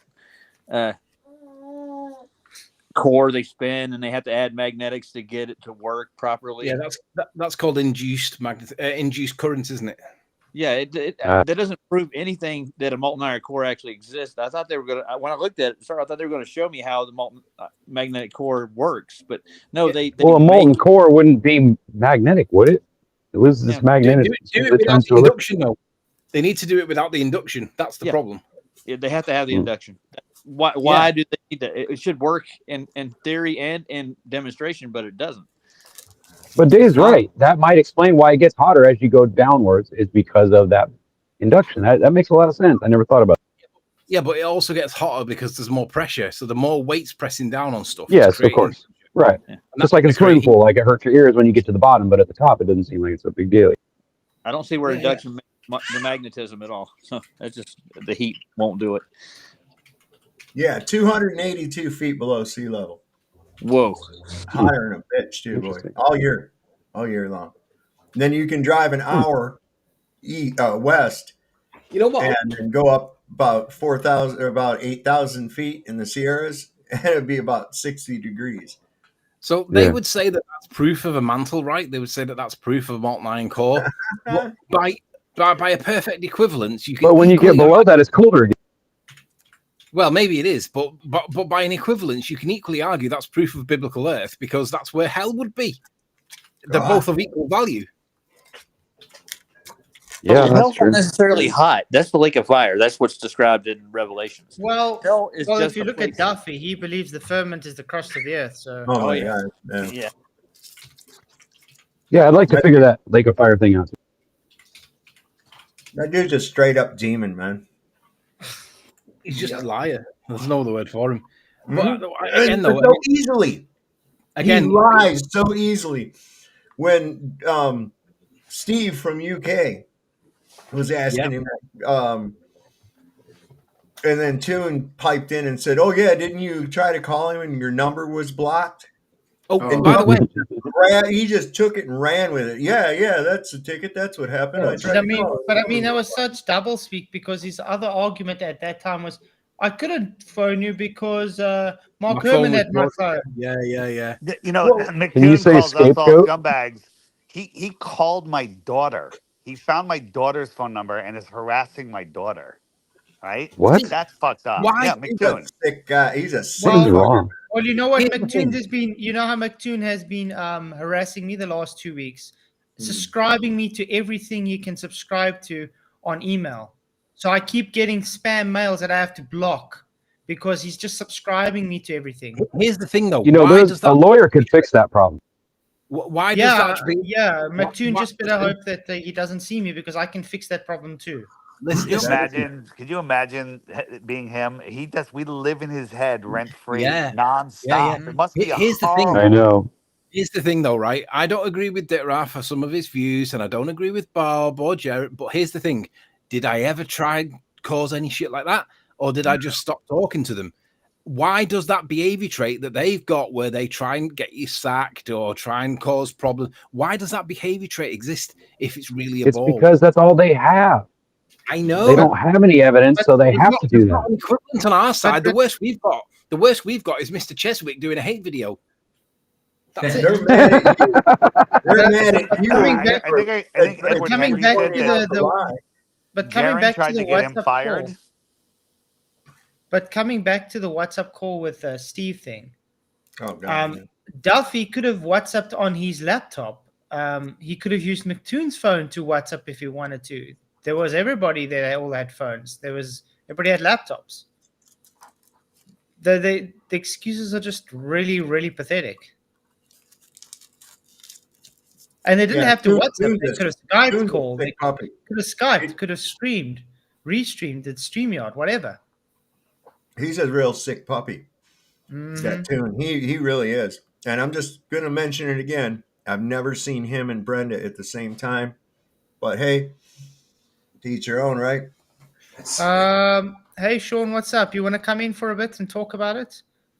He says, does the panel believe Austin has a legal case for McToon releasing filmed footage of TFE trip that Austin didn't approve per contract? You see, this is an interesting thing because they did set up a contract, and Austin is supposed to have the last say before it gets released. So yes, I would think he does have legal binding contract rights to take McToon to court because was breach of contract.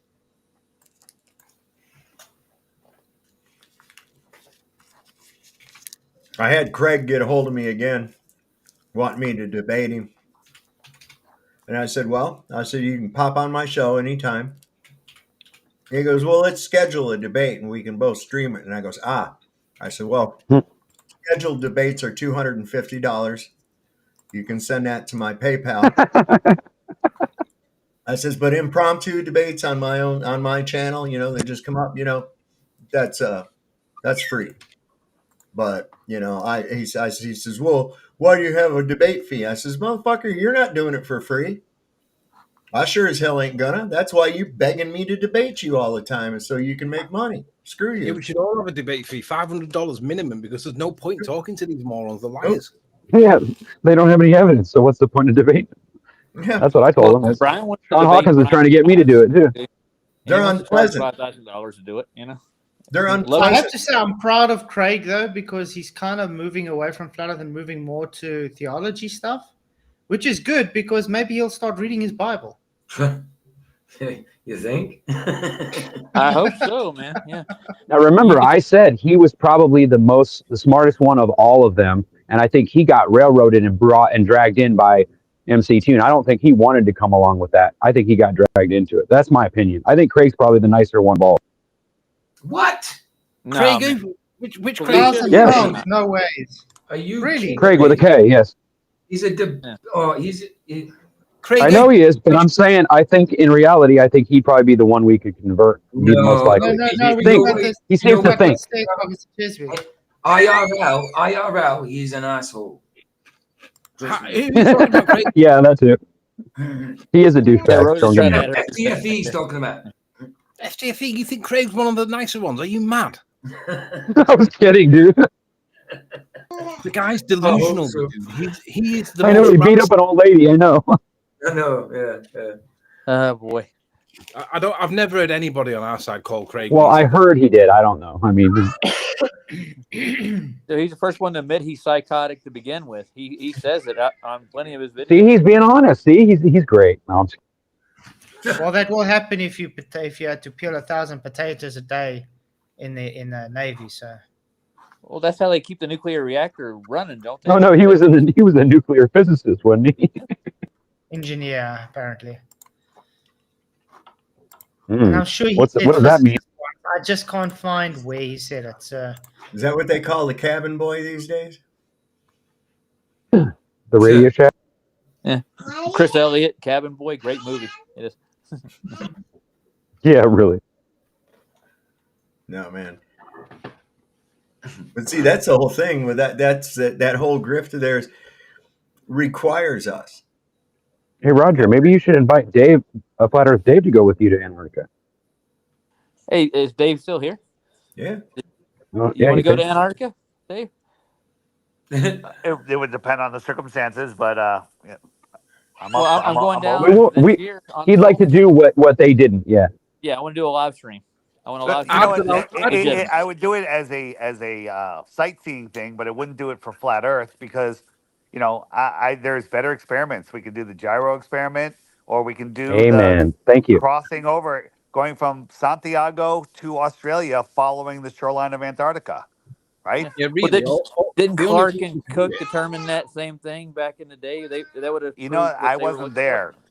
Globers love looking into the past and looking into the sky. Let's do it today. Well, Looking Clark into was his proving a globe. story. Yep. Clark was proving a flat Earth. He just proved the globular model. That's what he was down to do. And he was looking for supposedly the magnetic South Pole, and he couldn't find it. So remember when Duffy It doesn't said when he exist. well, the magnetic South Pole does exist. It just moves. At the moment, it's over the ocean. Yeah, But the there's no geometric, there is no geometric South Pole. Remember when Duffy crashed his drone and he goes, I couldn't leave it there because, you know, Antarctica has you can't leave a cigarette butt. Remember that story? Right? Where are the guns, Dave? You guys know that story, right? Can you hear me? yeah. Yeah. Yeah, we hear you. Yeah. We- So I have a couple of whistleblowers that were stationed in Antarctica for 6. Now your robot's out. Now we got Yeah. Now we can't hear you, dude. Do it again. We lost him. Damn it! Why does the good and important stuff always get cut out somehow? He's coming back. Yeah, I'm having problems with Restream myself. It keeps kicking me out. It kicked me out the first time, then it wouldn't accept the email that he sent me to start with.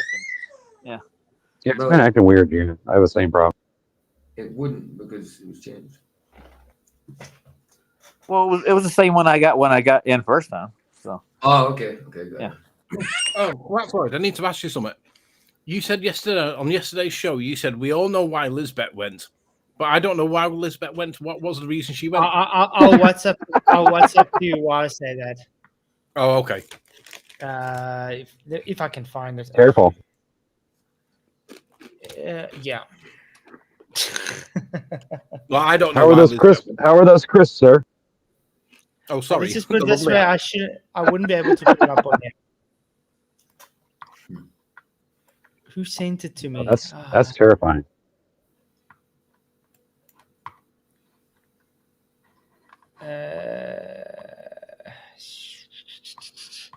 I have to see if I Damn can. it, I really find wanted to hear his answer to that question.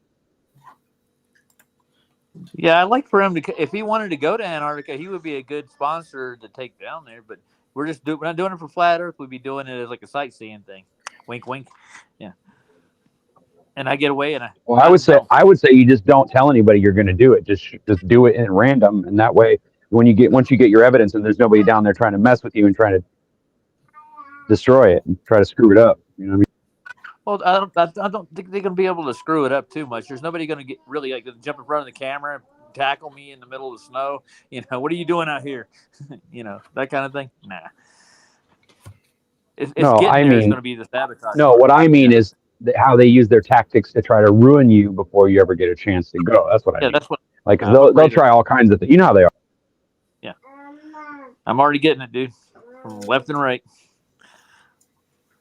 I just wish I lived down the street from Duffy's church, because I'd be over there every day giving him hell. Well, he's never there, dude. You saw the last stream we did when me and Mikey went there. He wasn't So, there. but I just live stream from his parking lot until he finally comes and shows up, and then I'd go after him. He's going to call the police on you, dude. That's what's going to happen. Okay, so police can't kick me off of public property, bro. Oh, I don't know if I would consider the church property public property, would you? Well, I could stand on the sidewalk. Yeah, you could do that. Duffy, hold the microphone. We want to do an interview. Tell us about the. All I got to say is, Duffy, you're lucky I don't live near you, because I would make your life hell. Dude, I mean, I'm 8 miles away from him, and I'm sure I go to the same stores and visit the same places that most people do. I haven't run into them in the last 3 years. It's weird. And Dave was saying, I think earlier, like, that's because that church is a cover, bro. Yeah. It's a little bitty, dude. And Mikey laughed at it out loud, like, this guy's a millionaire? I love how it looks like it's sunk in the ground, like somebody built a nice big church and then it sunk like 6 feet. Well, it's built under the level. It's like I know it's one of those earth home things or whatever. Our Lady of the Mud Flood. Nice. Our Lady of the Mud Flood. All hell, John Levy. Oh. Did anybody catch Martin Leakey's video last night about San Francisco earthquake not being an earthquake? Did you guys catch that? No. British, Flatter's British. Oh, that was a good one. I found it quite interesting. Well, he was talking about, he was showing photos of stuff, and he was showing like things missing.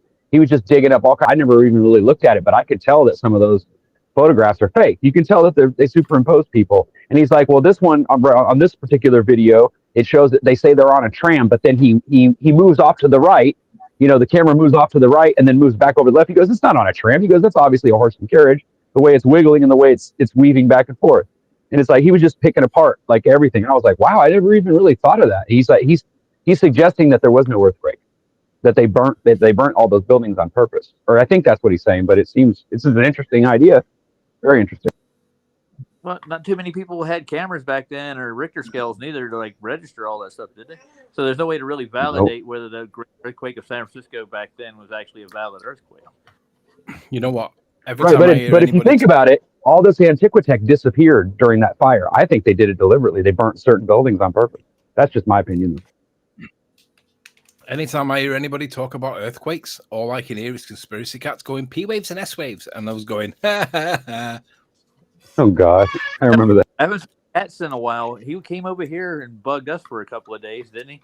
But then after that, he just disappeared right after all this stuff started getting hot. So, right after the final experiment.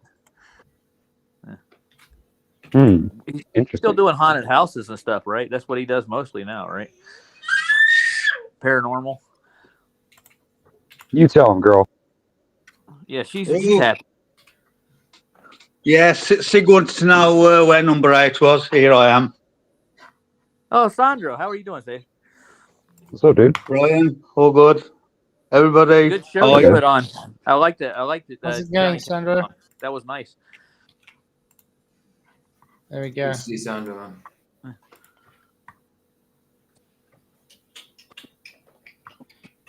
Wonder where Dave's at. He ain't got back in yet. I don't know, man. I think it's splattered him. Sean says like I was gonna invite him on the show too. To be coming. I sent you the new link, Sean and Dave, again, because it seems that the old link is done. It doesn't want to. I wonder if Dave would let me interview him for a video. You would? You think so?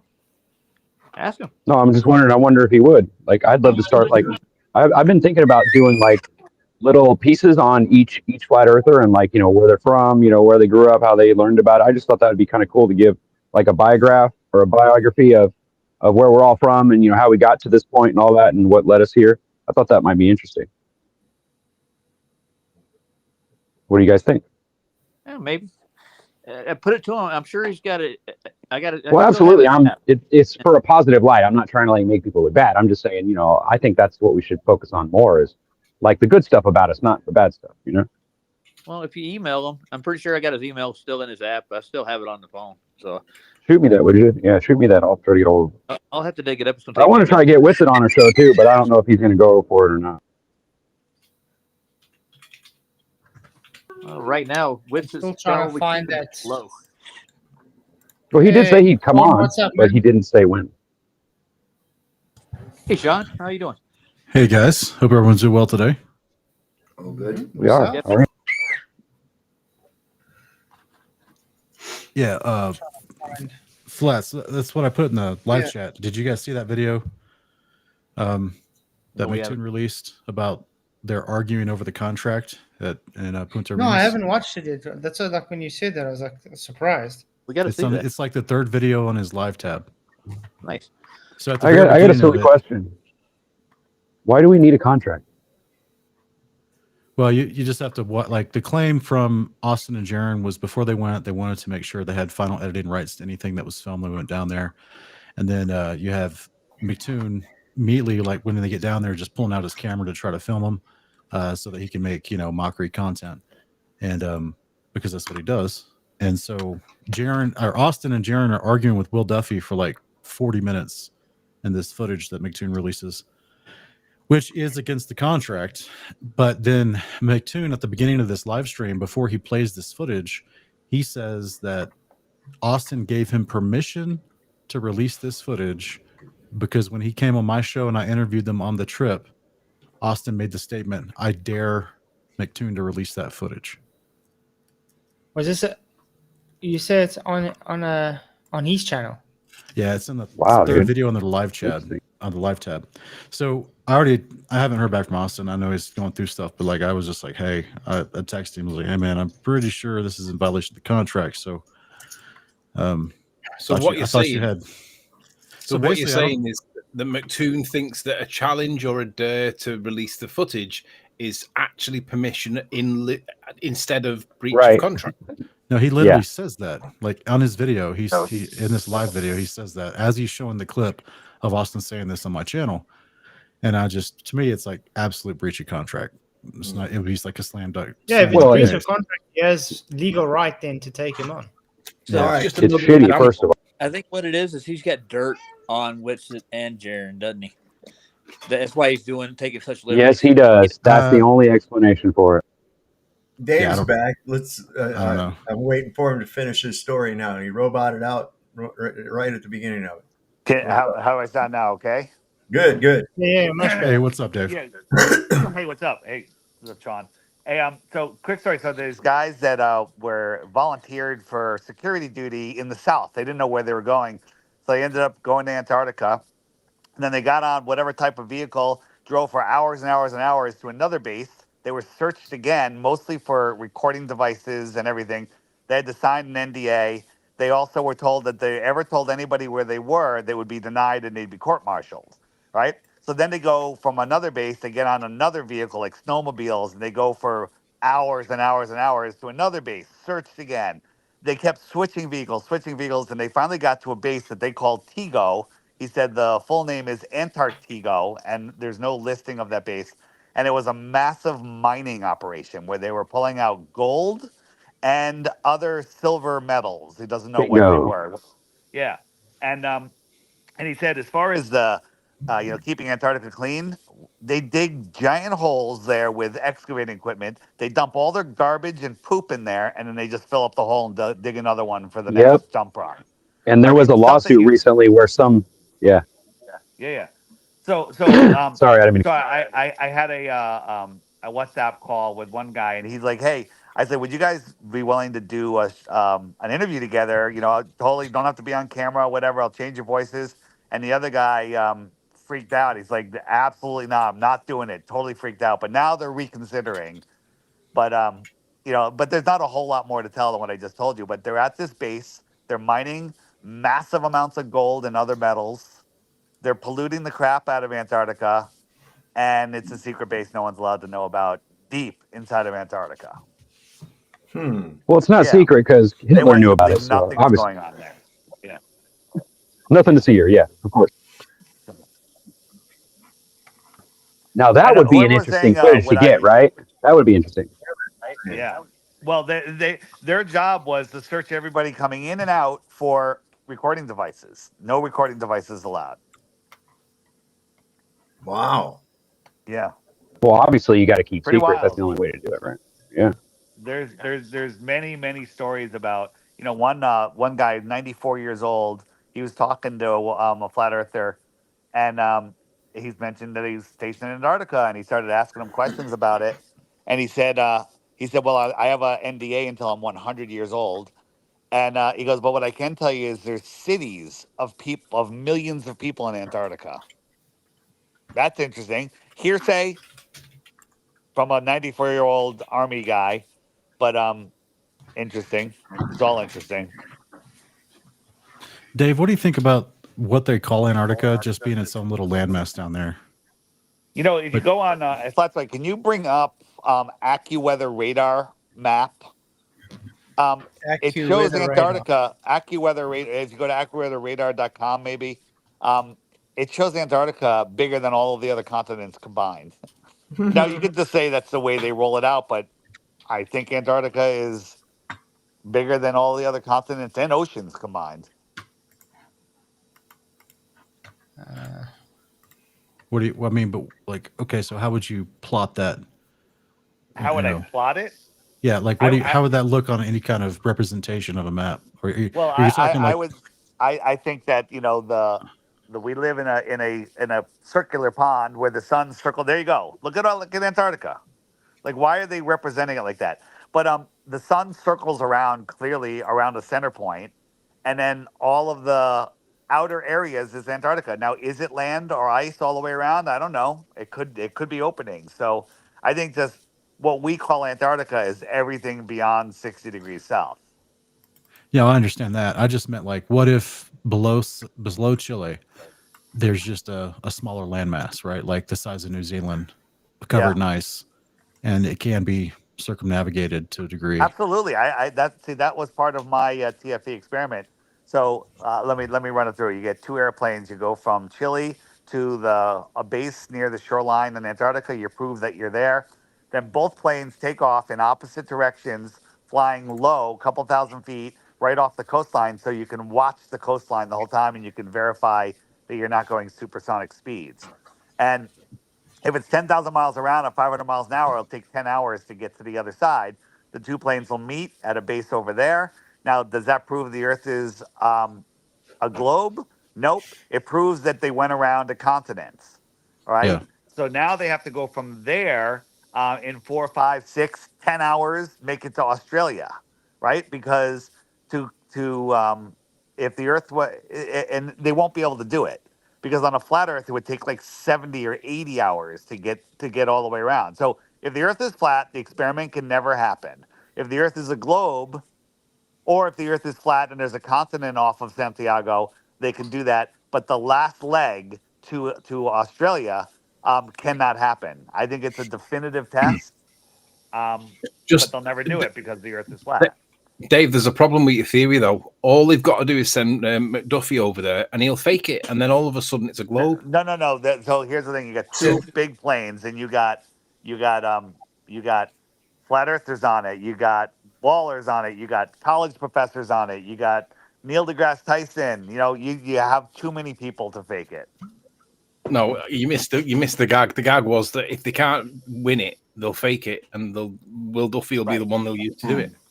Yeah, well, they won't ever even discuss this, right? They won't even ever discuss it because they can't do it. It can't be done. Nobody goes from the Australian base to the Santiago base. No one does that. Let me throw in another curveball here, right? That map that's on screen. Look at where Chile and Uruguay are, and there's a little island right at the bottom there that's called the Falkland Islands. Yeah, it's supposed to be. It's supposed to be UK territory, right? And we had a war in 1981, 1982, the Falklands War, and it was massive at the time. It was massive political news. Margaret Thatcher, this war, that, and if anybody that's English has got with half a brain would ask themselves, why would we care about that little island in any way whatsoever? And the answer is, go ahead. No, go on. No, I was going to jump in. The answer is because they have 7 or 8 bases equally spaced around the outer perimeter to block people from getting to Antarctica. Probably. But for me, it's the gateway to Antarctica, and there probably is no other gateway. Maybe there is, I don't know. But I just find it odd as an English guy that we would care about a southerly island the size of Falkland Islands. Why would we have a war about it? Who cares if it belongs to Argentina or Chile? Because the English really don't care. 99.9% of us have never been there. Why would we care about it? But we had a war about it. Just bear that one in mind. I remember they said it was about resources, wasn't it? Oil and that. It's a tiny little island, yeah, and a lot of people got hurt through that. I mean, a lot. And yeah, it was senseless. If it was just for what they said, it was senseless. It was a senseless war. Well, the argument was that Argentina were not terrorists. What's the word? The Argentinians were baddies, and we can't let Argentina have it. And I'm like, why would we care? It's miles away from us. Why? There's no logical reason. It's so far away from us. It's unbelievable. There's no logical reason that we should give a shit about it. Yeah, I agree with PJ completely. I've looked into it many times. Auckland was nothing but a strategic move. That's all that was, man. 100%. Hey, Flatzoid, I just sent you an email with a picture of where it shows that island and all of the bases. I just sent it via email. If you want to pull that up. And real quick, Dave, I sent him this map he has on screen here. This is a 1587 Urbano Monte map. And this supposedly shows New Zealand in a kind of a different position, if you will, be much closer. If this is all accurately represented land, it'd be much closer to Chile than on the traditional AE map. Interesting. Representation. So there's Chile, and then New Zealand, or excuse me, Australia, I think is that lighter colored landmass to the top left on the map. That. No. Do you know that? The other one on the other Africa, side. So if I can zoom in, let me just wonder if I can save this. I was watching a video the other day on Madagascar and how many animals are on Madagascar, which is just off the east coast of Africa. And what they were saying was the geology world believe, and this is not me, this is the world of geology, believe that Madagascar used to be connected to India. Now, if you look how far away that is huge amounts of mileage, right? But they say that it was connected to India. And I'm like, yeah, but brother, what's your name again? Bob Nodell was a pilot. What's your name? Sleeping Warrior. Sleeping Warrior. Hey, I'm Sean. Hey, but you know that evolutionary scientists claim Pangea. They claim that all land masses are connected, like it's lily pads on a pond. They just ignore the bottom of the ocean somehow. Sure, but if you look at Madagascar on a map and look at the distance involved for that, everything else must have moved by a similar distance too. It's not going to move just on its own. We see that's what I'm saying is Madagascar is a protruding landmass. It's huge. Yeah, but all the continents, including large islands like Madagascar, are protruding landmasses that touch the bottom of the ocean floor. They're not just like it's not just like floating landmasses that can be detached and move around. Yeah, I know, but the thing is, like, if Madagascar's moved as far as what they claim it has, why has everything else not moved that far as well? It makes no sense that can do that. Because there's a stronger current down there than Madagascar. That's right. No, Madagascar's not an iceberg, Dave, you moron. How do you know? Have you ever been underneath it? Huh? Have you? Did you know that the massive millions amount of curry that's cooked in India causes tidal shifts within the Southern Ocean? It affected the magnetic pole as well, because the more all those spices and all, it creates hot spots. So they've got to change magnets in India. You have to remember the same people that told us that stuff are the same people that said that so many people were spinning fidget spinners a decade ago that it was changing the rotation of the Earth. That's true. That's true. They love to shoe on it in at any opportunity, don't they? Say what? Are you kidding me? How retarded can they really be? They actually said that. They did say that. That I so know a many guy people that were started a spinning the company. fidget spinners. Wow. That it was changing the spin Wow. of the Earth, Well, but just by a little bit. Just by a things little like bit. that you can contribute to the That's flood. fucking hilarious. Wasn't that like there was? I saw a thing. It's like right out of the Weekly World News. They said they was going to have China was working on a thing where they were going to have everybody in China jump up all at once, so when it hit the ground, it would knock the Earth off of its rotation or some shit. Oh yeah. Flatzoid, did you get that picture? Yeah, And I they don't call seem us to have stupid? Wow. You don't. So What's I that? don't seem to have an email. I used to have a Korean It's Taekwondo Flatzoid at master. Gmail, right? Yeah. Don't know. I haven't got it yet. Let me try again. So basically, there's a saying in South Korea that if China ever wanted to take over South Korea, they would never have to fire a bullet. All they need to do is just have all their men travel up to the top of the Korean peninsula where the border with China is and just all take a pee at the same time, and it would flood the entire peninsula of Korea. Yeah, there's millions of them at my work. So that's literally a saying in Korea, apparently, according to my Taekwondo instructor. Yeah, I think I've already learned enough about foreign countries. Some of them are really, really, really, really insane. And it's amazing what people tolerate. Can you imagine though if flat earthers made a similar kind of claim? They wouldn't. Blerfs would never accept it. They'd ridicule it. But if they make that stupid amount of claim, they just accept it like it's like it's porridge. It's like, yes, give me more. I get an idea. How about if we start saying all the bullshit they start saying and see if they call us out on it? No, because I don't want to pretend that I'm related to a rock. Just no, like I know, Dave but brought up just being a joke. I mean, like just as a joke. They won't use it as a joke. That's the problem. No, they won't. They have no sense of Well, humor. of course not. That's the whole idea. They have no sense of humor. They can't understand sarcasm. They don't have the ability to use deductive reasoning. I think that's one of the biggest commonalities that they have. They lack the ability for deductive reasoning. Yeah, most of them's reasoning is based on appeal to authorities. They need to be told what to do. So, like Dave brought up a few minutes ago about the sun being such a fundamental concept that's not proven within the helio model.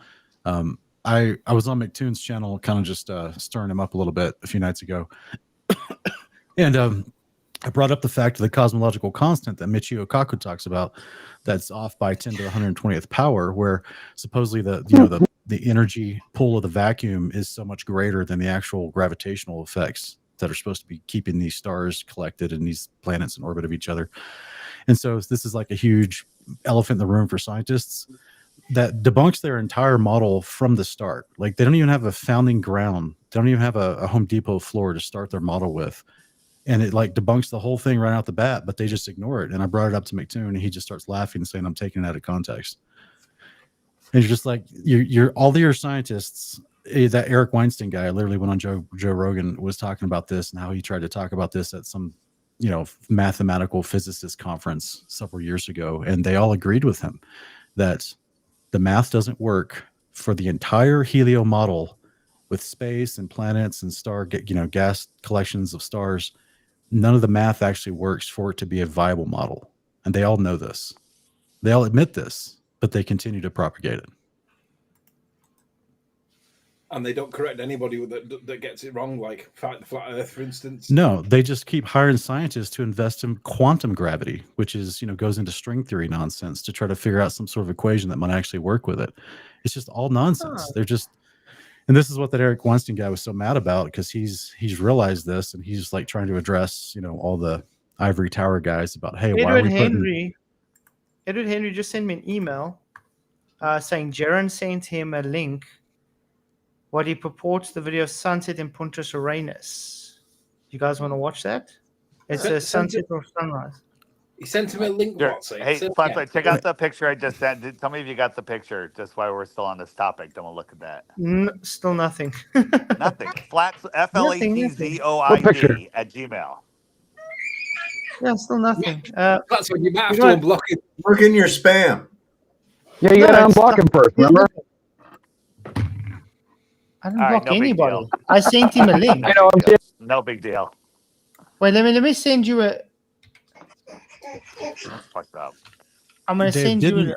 Didn't we ask Austin on that collective show the other week? We asked Austin about being in Punta Arenas which way the sun was setting, and he kind of forgot. He had to think about it for a minute, and he was like, "Oh yeah, if I was facing north, it sets from right to left." I thought they said left to right. But that still didn't. I still didn't understand. I didn't want to press it because I didn't want to like make a big deal of it. But I still didn't understand his answer because I thought they didn't see the body of the sun, but they saw what looked like the sun south of Punta Arenas, moving from right to left.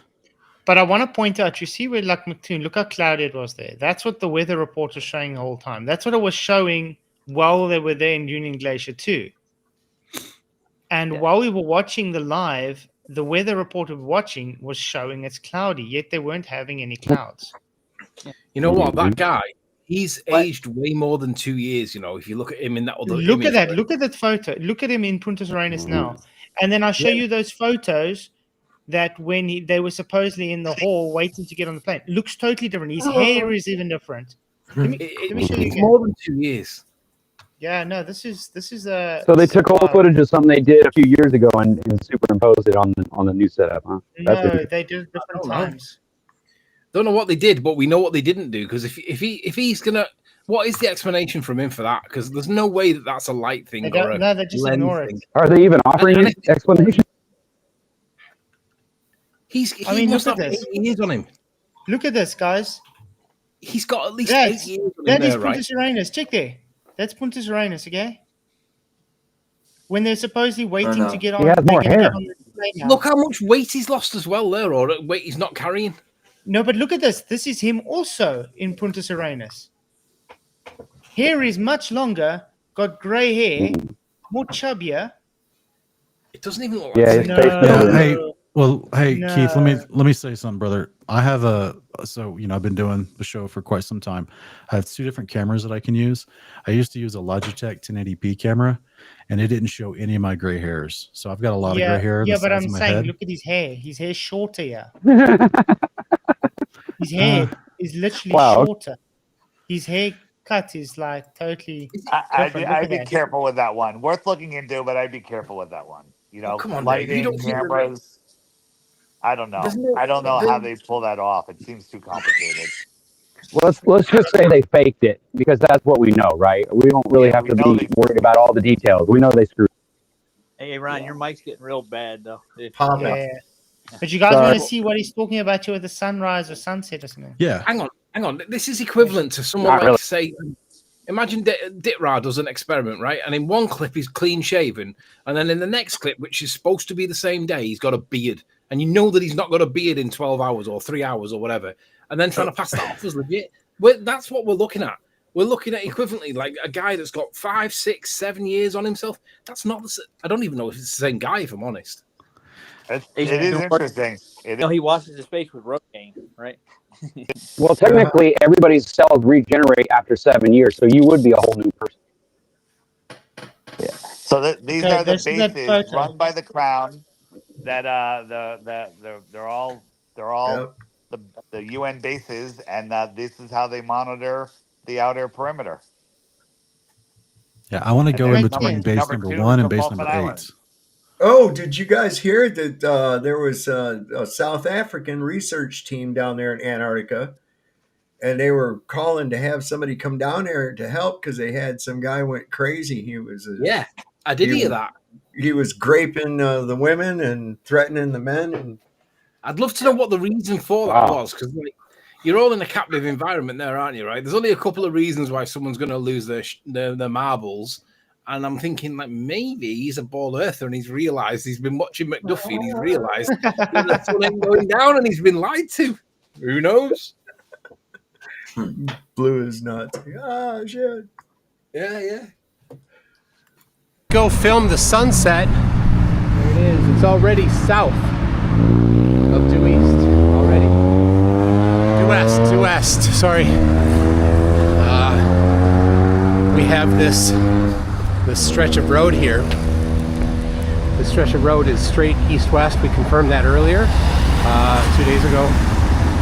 We measured that the distance between lines of latitude right along this stretch right here. And we confirmed the east-west line. Sorry? I wonder how he confirmed it 2 days ago that road was east to west. Because I wonder what did he get as his cardinal direction, and how did he validate or verify that was true, or has he just vomited it because it sounds credible? And independently explore. Yeah, ALE is a but free company. we should and be the able to independent see it company, on Google Earth. and they do all that work. You can mute it. Thank you. We don't. I don't know if we need to Yeah, hear we it. don't need to Nobody hear wants to him. hear that. Is that a Toyota Celica? That white car on Looks the right? like it, yeah. It's I haven't just, seen those in years. A Celica? Is that you call it a Silica. Celica? Yeah. Celica, yeah. That's weird because here in South Africa we also call it a Celica. I used to have one of those. Cool cars, but I wasn't expecting to see a Celica down there. The Tercels are better. They're more economical. That's a Mitsubishi Colt on the left-hand side, wasn't it? Didn't really check. Yeah, just go back to it and see if This seems to be like the ultimate. I don't know. What's the deal with so many people using camera angles at their nostrils? Like, just raise your camera a little bit, bro. Ain't nobody wanting to see up your nose, Tune. go back to that car picture where that Celica Where's was. his Adam's apple at? Around, yeah. But there's gold in them hills. No, Craig knows about the gold. That's who knows where the gold is. Mm. Didn't they say something Maybe about I'm they gonna don't get a lot of download it airplane and flights back it down up. there? Because it's So taking. I feel like It's we. freezing because you're Download live, it. isn't it? Is I it feel not like your this would bandwidth? be the easier experiment to do would just be to go to Punta Arenas and see if you can do any kind of determinations from the movements of the sun and documentation of the sun instead of having to go. At the same time, Flatzoid should be doing something in South Africa because you're kind of at a similar level. You should be able to collaborate and corroborate the evidence, the data, and see how it doesn't match up. Because I've always said to Flatzoid, "How do you know where north is?" He doesn't. I know he thinks he does, but he doesn't. Do you have a magnetic declination where you are, Flatzoid? Oh yes, he's got a lot. Yes, yeah, you have it. It's bad, yeah. Oh wow! What latitude line are you at? Well, when I wasn't down in the The thing is, right? The fact that he's got declination. I think I'm 23 now. Is that a just so story for why compasses don't point the direction that they need to if we're on a spinning ball, or is it a legitimate reason? And I don't think that magnetic declination is a thing. I think it's just a cover up. Okay? What would it be covering up? Well, I'm the at fact that compasses don't point north or south when they should. 24.5 degrees. But when I was down in at the coast, December. You know, on that vacation he didn't take. Yeah. Yeah, the vacation I didn't take was 29.8 degrees. Yeah, so 29 degrees, right? Just say 30 for easy, like just because it's a nice round number. But so you're telling me that 30 degrees, your compass was off by 30 degrees, and they need a just so story to explain that? Because compasses either do line up with the magnetic fields that the But Earth that's the generates thing. from the sky. When I showed the sunrise using true north and magnetic north, it was about 25 degrees difference. Yeah. So is it that compasses are lining up the way that we're told that they do, or is it literally proof that the Earth's not a sphere because it's not pointing in the direction that it needs to if the Earth is actually a ball and the sun's got to come up in a particular place? It's just some story.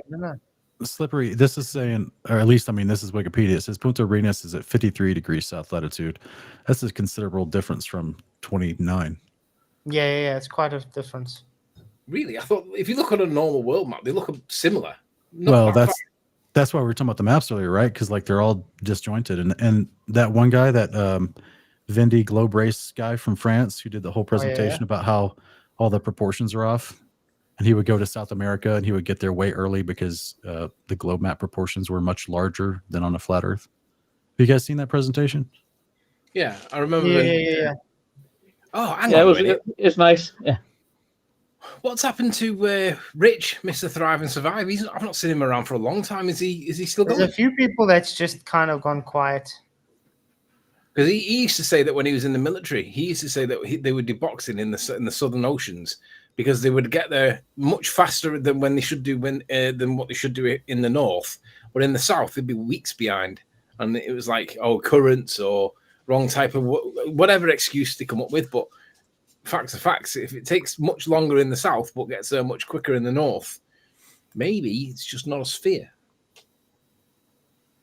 Is the video not playing? Yeah, it's not wanting to.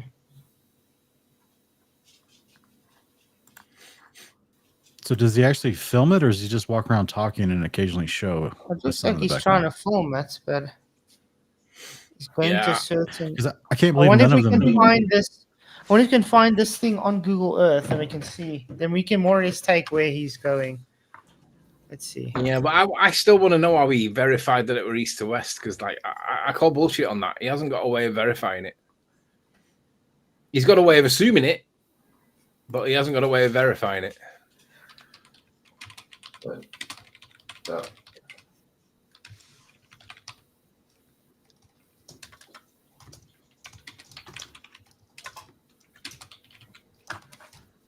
let me see if I can pull it up on Google Earth. First, we gotta find what is that monument? North, east, southwest. News from around the globe.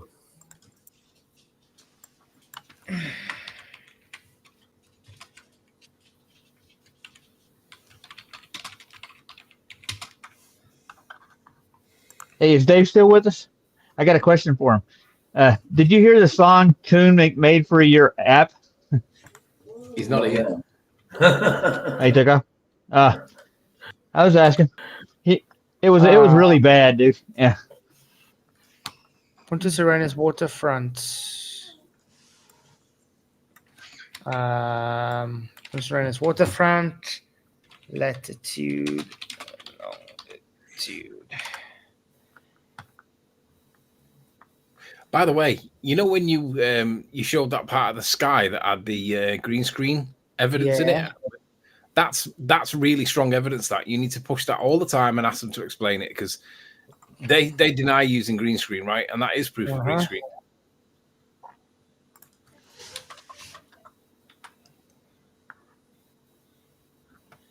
Okay, let's quickly share the screen.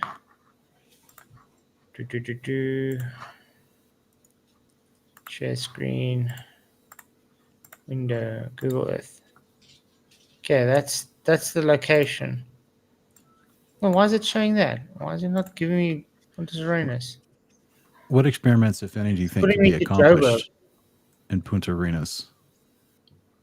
Hey, put me to Punta Arenas. What the hell? I put the actual latitude and longitude what it gave me for Punta Arenas. Do it again and let's see if you made a mistake. Do it again. No, I copied and pasted. Here we go. Minus 50 degrees. Maybe it has to be. No, it's definitely taking me there. Just double check the reference that you've used. I'm gonna check again because I copied It's and going to be the. Is it not a plus 70 rather than a minus? No. Because it's going to be the W that's wrong, isn't it? Puntas. Because if it was plus 70, that would take you to the right place. Roughly, Punta maybe. Arenas coordinates. Okay, let's see. Let's try this one.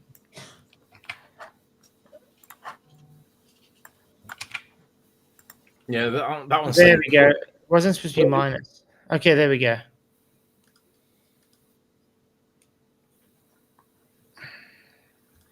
So this Punta Arenas, but the monument should be around here somewhere.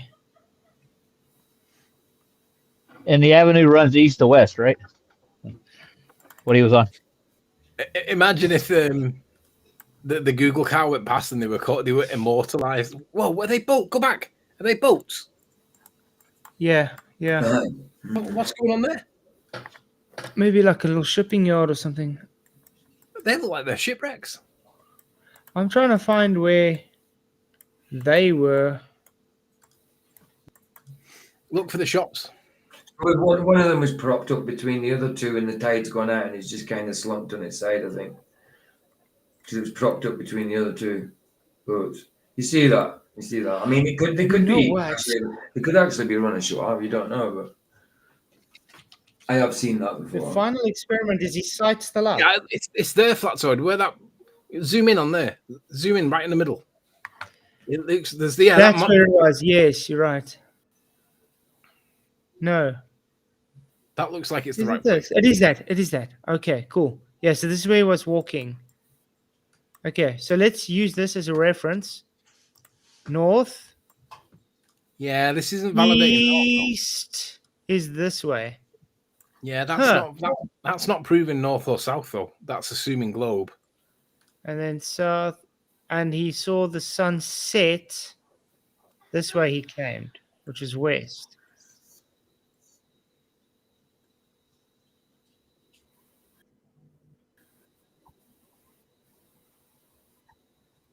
But I don't know. He didn't. Oh, you see, that's also the thing now. He walked. Where did he go to actually stop and look? To this point?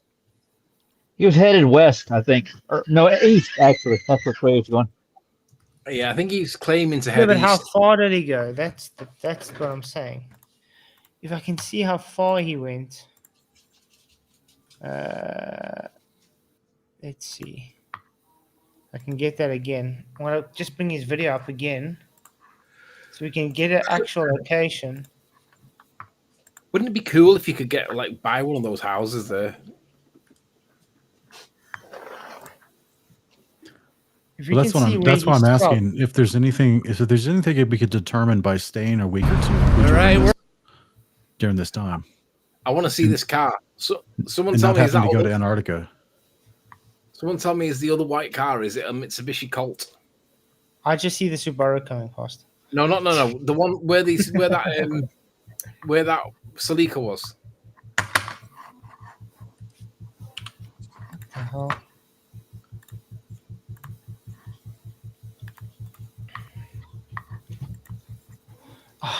These online apps that can't handle the things. Because going to Punta Arenas for 2 weeks would cost a fraction of what it cost to go to Antarctica, and if we could Through that, we could accomplish more. Stay longer, not have to worry about stupid regulations or whatever.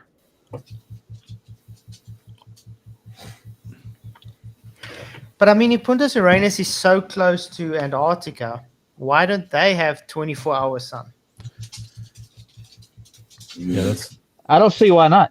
Yeah. Well, yeah, because in northern Norway and even like some parts of Scotland where PJ is, they get almost 24-hour sun, and they're like 50, 49, is it? I don't know. I think it's along that line. There's a coming up. I think he's gone past it. Let me just. Oh, there it is. It's in front. So what if it's simply Someone like tell me what that car is. Not the one that's pulling in, the one in front of it on the left. What is that white car? That little white car? That. Yeah. That's a Ford Focus. That's a Spark. Yeah. Spark, yeah, Chevy Spark. No, it's too old for that. 57 degrees here. Anthony. Scotland. Where am I? 57. And what are they at?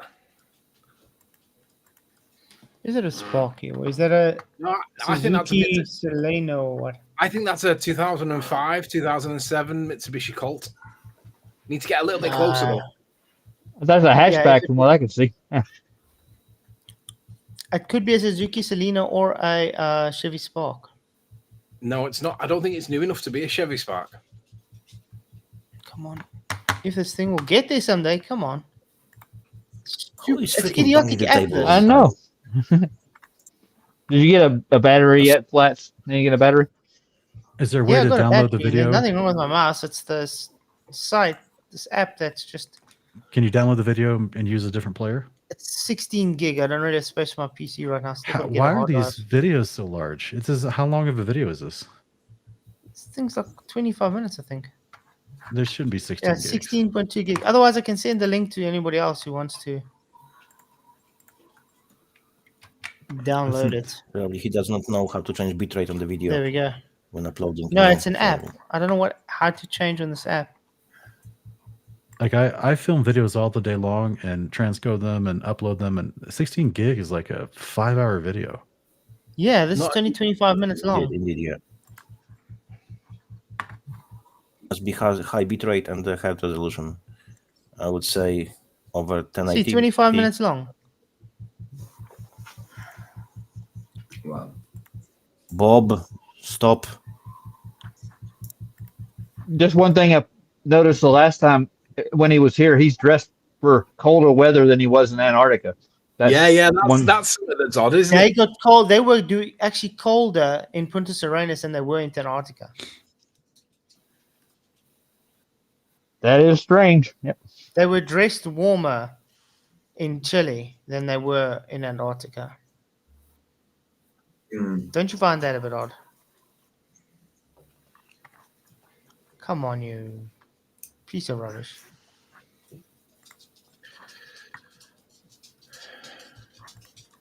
Just after 1 minute, 2 seconds.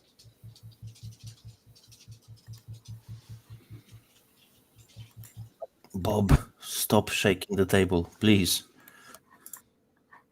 Banging it, whatever you're doing, please stop it. Oh, me? Who's Bob? Yes. Yeah. Bob. Hi, Bob. Hi, Bob. Oh, my word. Yeah, he's Really? definitely. Look at those. Look how heavy those frown lines are on crow's feet.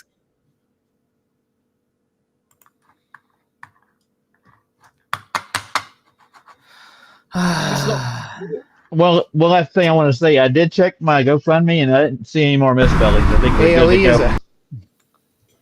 Oh, we're there. It's a Suzuki. Wait a minute. Guys in the chat, don't argue. It's no point. No.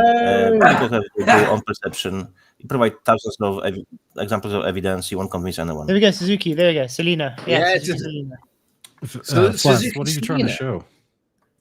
I just wanted to know what that car was because, I think Bro, that looks That like a one's Mitsubishi Colt for us, but it's Yeah, because that's a Suzuki Solano, that's a Celica, and there's a Chevy Spark, Kia Rio.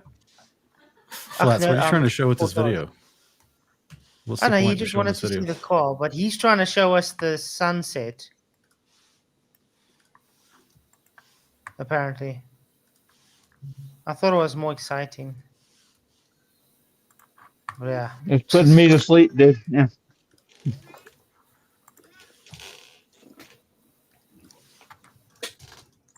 So, now that we gathered it's a Suzuki. what Where did you did say? Dave go off to? Suzuki what? Celino. Well, that's what it is in South Africa. We call it the Suzuki Celino. Yeah, What do they call it here?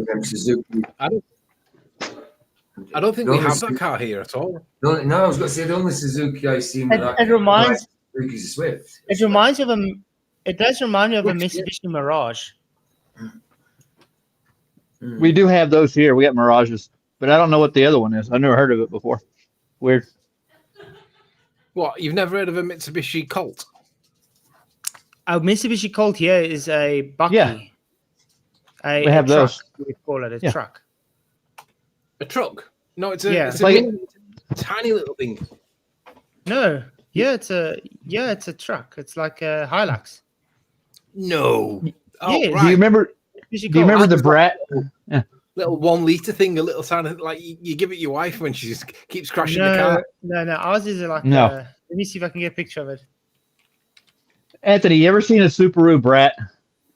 You ever seen those? No. Yeah. Oh man, No. they're a truck, but they have 2 seats in the back of the bed. You can ride in it. They had a 4-door model and a 2-door model. Yeah, it was back in the early '80s. It was an awesome little thing. But that's what that reminds me of. What he's talking about, the small little. This is a Mitsubishi Colt. Pass. No way. That's Depends on the version of the year, guys. a Warrior or an L200 for us. God. No, this is your Colt. This is what you're talking about. There we go. Yeah, that's what This I thought that car was. Yeah, because it looks like one Depends of them. of the year. Release of the depends of the year of the release. Isn't it cool? Isn't it weird how they got such difference in car? I mean, that car you were just showing us then, that Mitsubishi whatever Colt, for you Yeah. is it's a little tiny hot. It's not even a hot hatch. It's a cold hatch for us. It's such a shit car. It's a G Whiz. Yeah, those are funny. Remember the Metros? Who made those? Austin. Nash Metros. No. Austin Metro we had Austin Metro and Rover Metro. Yeah. Well, here we had the. What did I say? I don't remember. Oh yeah, the Allegro. Yeah.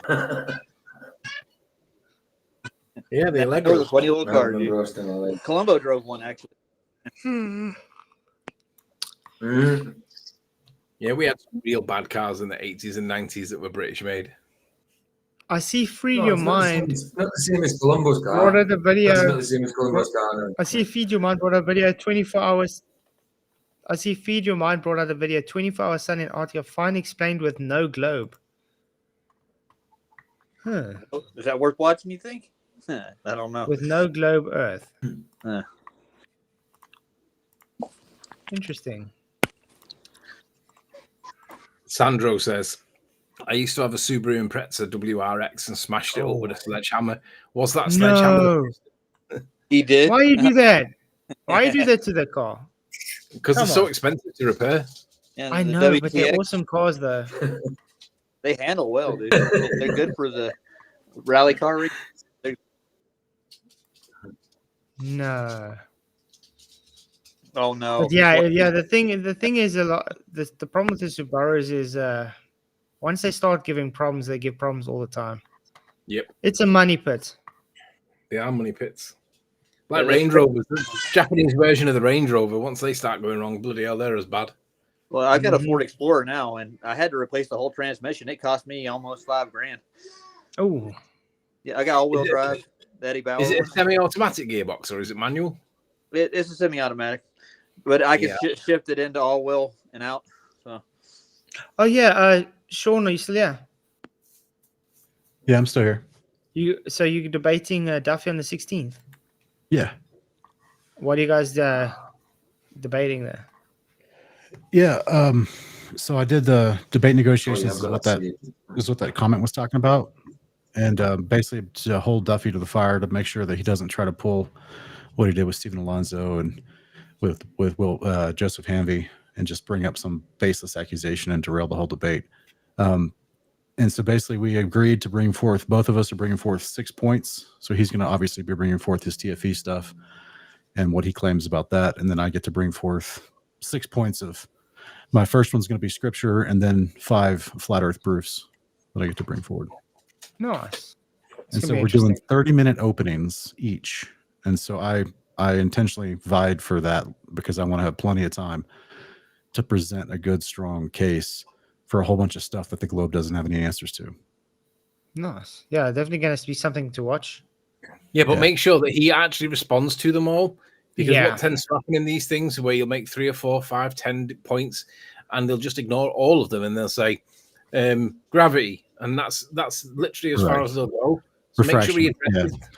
Yeah, that's why we got a 40-minute cross exam, open discussion cross exam after the 10-minute rebuttals.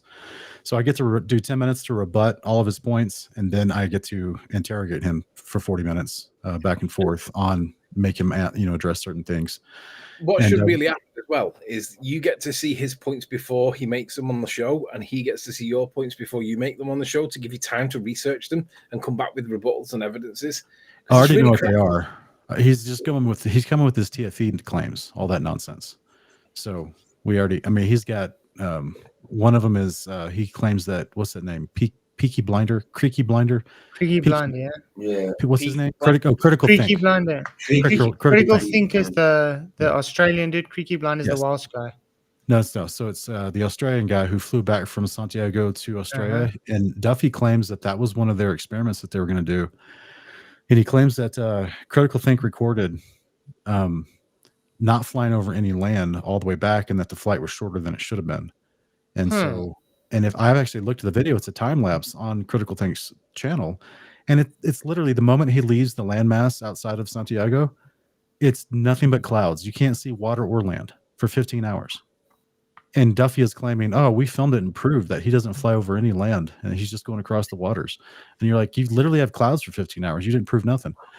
But furthermore, that's why I was bringing up that French guy who was a part of that Vendée sailboat race that gave that lengthy presentation about how the sizes of the projections and of the claims of the globe are falsely attributed to any type of AE map, when an AE map would have much, much closer continents together. Yep. But that's what I'm saying. Something we saw the other night when I was comparing the distance traveled from where I am to Cape Town on a flight. Yeah. And then compared the distance from Punta Arenas to Union Glacier. It was an hour and a half difference, but it's the same distance. Yeah. Hour and a half shorter for you. Hour and a half. Are you saying hour and a half shorter for you? Yeah. Yeah. So, Sean, don't you want to debate him on the firmament? I know you want to touch on it. Yeah. That's why I said the 6 points I'm bringing forward. The very first one, I'm going to be able to bring forward scripture. Nice. Yeah. So I'm gonna pin him to the wall on the actual Bible for sure. But I also wanted to be able to. The only way I could get the moderator to do the debate. So there's kind of a backstory to this. Actually, I saw your video the other day where Duffy opened with his prayer, and I thought about including that in my opening to like pray Duffy's prayer against Duffy like that, just for fun. For this debate, and that'd be great. But basically, the only way this debate is happening is because the moderator, Donnie, someone I've done lots of debates on his debate channel before in the past. Donnie recently had Duffy on his channel and just let him go for like 2 hours without just agreeing with everything, because Donnie's a globe earther and he doesn't like flat earth stuff. And so he just let Duffy just talk and make all the claims and didn't know what to rebut. That's the thing. I actually emailed Donnie and I said I would love to have a discussion with him about this. While he's been ignoring me, he's actually been avoiding me. I'm explaining why he's been ignoring you, right? Because after he had Duffy come on and just let him go, and they did like an open call-in challenge for anyone that can refute the TFE experiments, quote unquote experiments. After that, Donnie was like, "Flat Earth is dead. There's no reason to even debate anymore. I'm going to take Duffy's advice and stop doing flat Earth debates because it's over." And so I had to actually, like, behind the scenes, appeal to my longstanding, semi relationship with Donnie and be like, "Hey, bro, let's think about this for a minute. You just had a guy come on and claim one side of the debate. Like, how many debates have you hosted where there's two very different opinions? Everyone's making claims that contradict. You have to bring forth evidence, and you didn't have anyone bringing forth evidence for the flat Earth concepts and all the proofs that the globe has no answer for, and you just swallowed wholeheartedly everything that Duffy was saying as if it was just finality." I was like, and then I had to appeal to him like, "Hey, you know how we've talked about like different businesses and different things. He knows me personally, not just as a debate person." And I had to like appeal to my business acumen and the businesses I've owned. I had to appeal to some inventions I made based on physics. I had to appeal to like, "Hey, even though you may disagree with me on some theology, I'm not a stupid person. I'm not taking this flat earth stance just arbitrarily, just to be spiteful. Like, there's good reason to believe this. And the fact that you're not one to have these debates anymore is a huge problem, because what if you're wrong, Donnie? What if you're wrong? Then that means that you're going against scripture." And so it's like, he was like, "All right, you're right.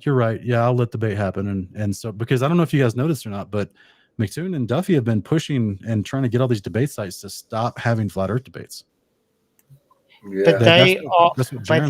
But I think you also realize that they specifically targeting biblical cosmology. Possibly, but I just mean in general, like they're trying to get these debate sites to just shut it down so that you can't even give the voice to a flat earth debate. Yeah, they don't even want to even let flat earth come out, because I think they've realized, because flat earth is actually spreading more than anything, it's backfiring. So now their last attempt is to try and not give it any exposure. Yeah. Because they can't win. They thought they're going to win and easily debunk everything. In the meantime, they're getting embarrassed out there at the footballs, because they have nothing because they show they can't defend anything they present.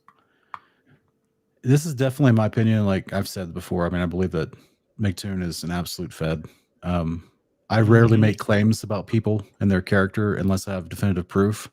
He's the only one that I feel has all the qualifying marks and traits of an actual fed doing an actual propaganda campaign. I truly think that he is an absolute nefarious character in this all, and I think that he's the mouthpiece behind Duffy. Duffy. I don't feel like I'm debating Duffy. I feel like I'm debating McToon with Duffy as his avatar. And so that's why I'm prepping as I am for the last month. And so basically, I think that we're going up against a long orchestrated propaganda machine that's like from the government try to shut this down, the United States. Yeah, I agree with you, Sean. I see it totally, and that's what Congress put in the play to begin with, right? Yeah, that's what they wanted. Yeah, that's why YouTube is propping up all these anti-Flat Earth channels. Like I can't type anything in without getting a stupid Professor Dave video. It is the most frustrating thing in the world. Of course. Yeah, well, yeah, the ones that's getting pushed everywhere now is Dave McKeegan specifically. If you put Flat Earth in, Dave McKeegan. Yeah, he's getting pushed a lot. Will Duffy and Professor Dave. Yeah. So what do you guys? I've got quite a list here of things that I've been prepping. In addition to the 6 points that I'm going to bring forward in my opening of the debate during the cross exam, I have to be ready with rebuttals on the fly of all these other points that he could bring up, willy nilly. So if you guys, I haven't decided on the 5 Flat Earth proofs that I'm going to present. So I'm open to any suggestions that you guys may have that you'd like to see me talk about, and I'll consider it. Okay.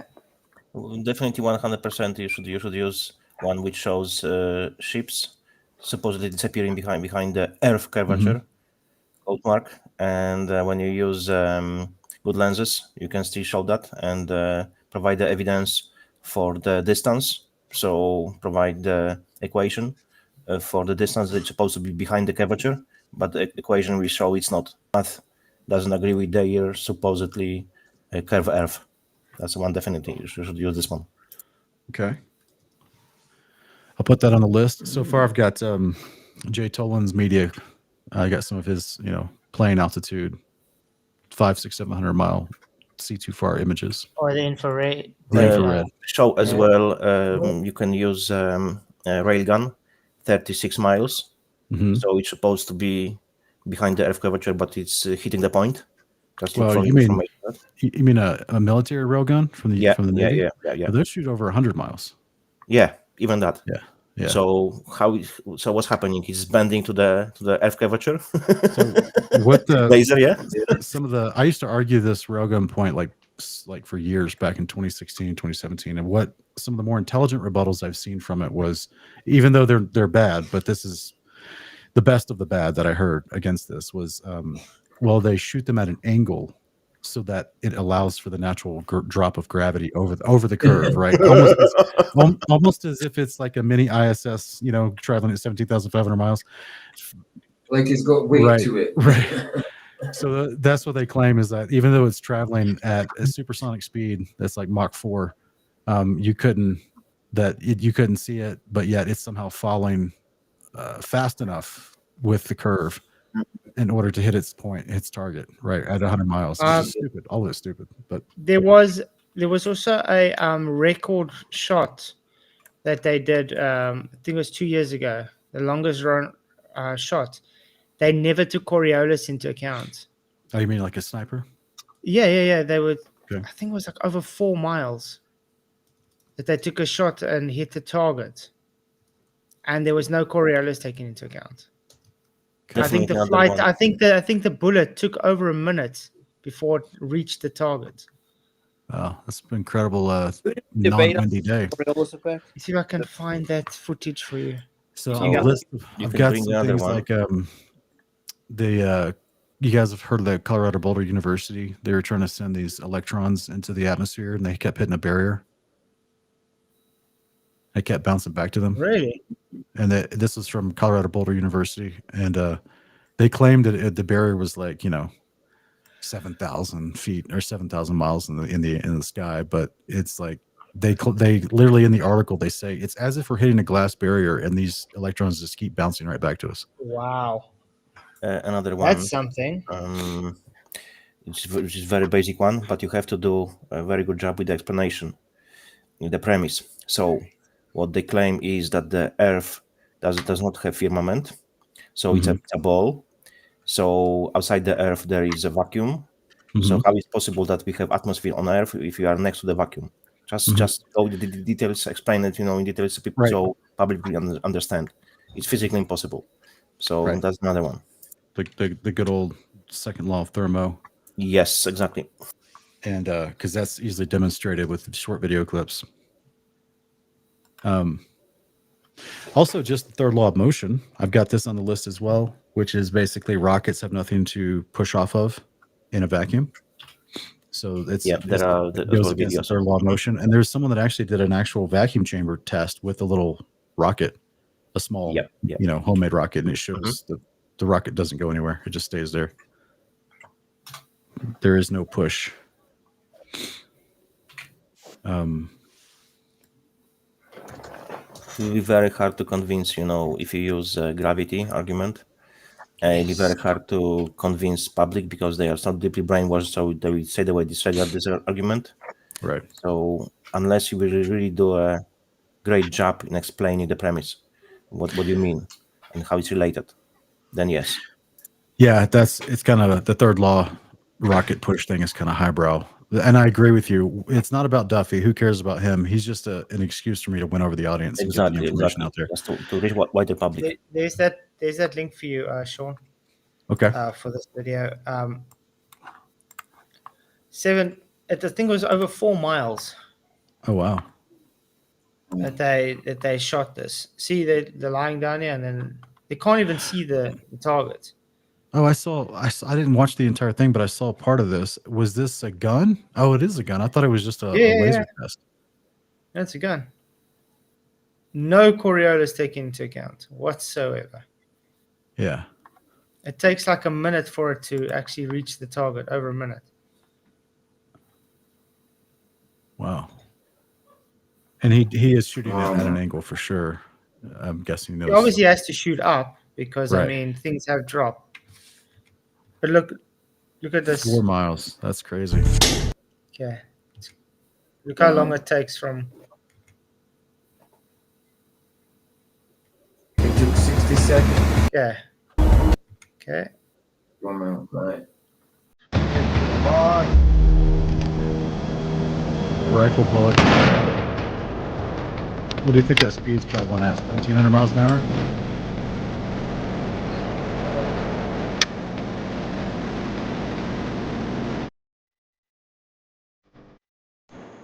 So it's 30 seconds in the air before it finally hits. Right. It's crazy. That hits. Wow. There you go. 26. Impact! 4 mile.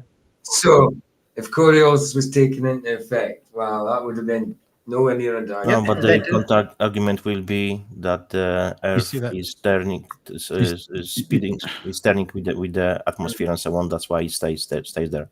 That's what they use. Flats, does the video show that orange thing in front of the gun, which I'm guessing is the rangefinder? Looks like a pretty advanced rangefinder. Are they that? Go back to the setup when he's on the hill about to shoot. There we go, the Kestrel. Yeah, that orange thing in front of the gun. I'm guessing they'll claim that.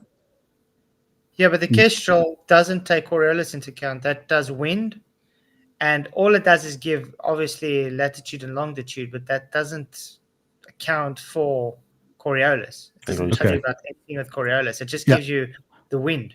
Don't get me wrong. I'm not arguing for Coriolis. I totally understand it's not a factor. But what is the orange thing in front of the rifle? In front of the rifle itself. Like on the nozzle. No, it's on its own tripod in front of the rifle. Yeah. Oh, it's on its own tripod. Oh, so it is. I seen it at a weird angle.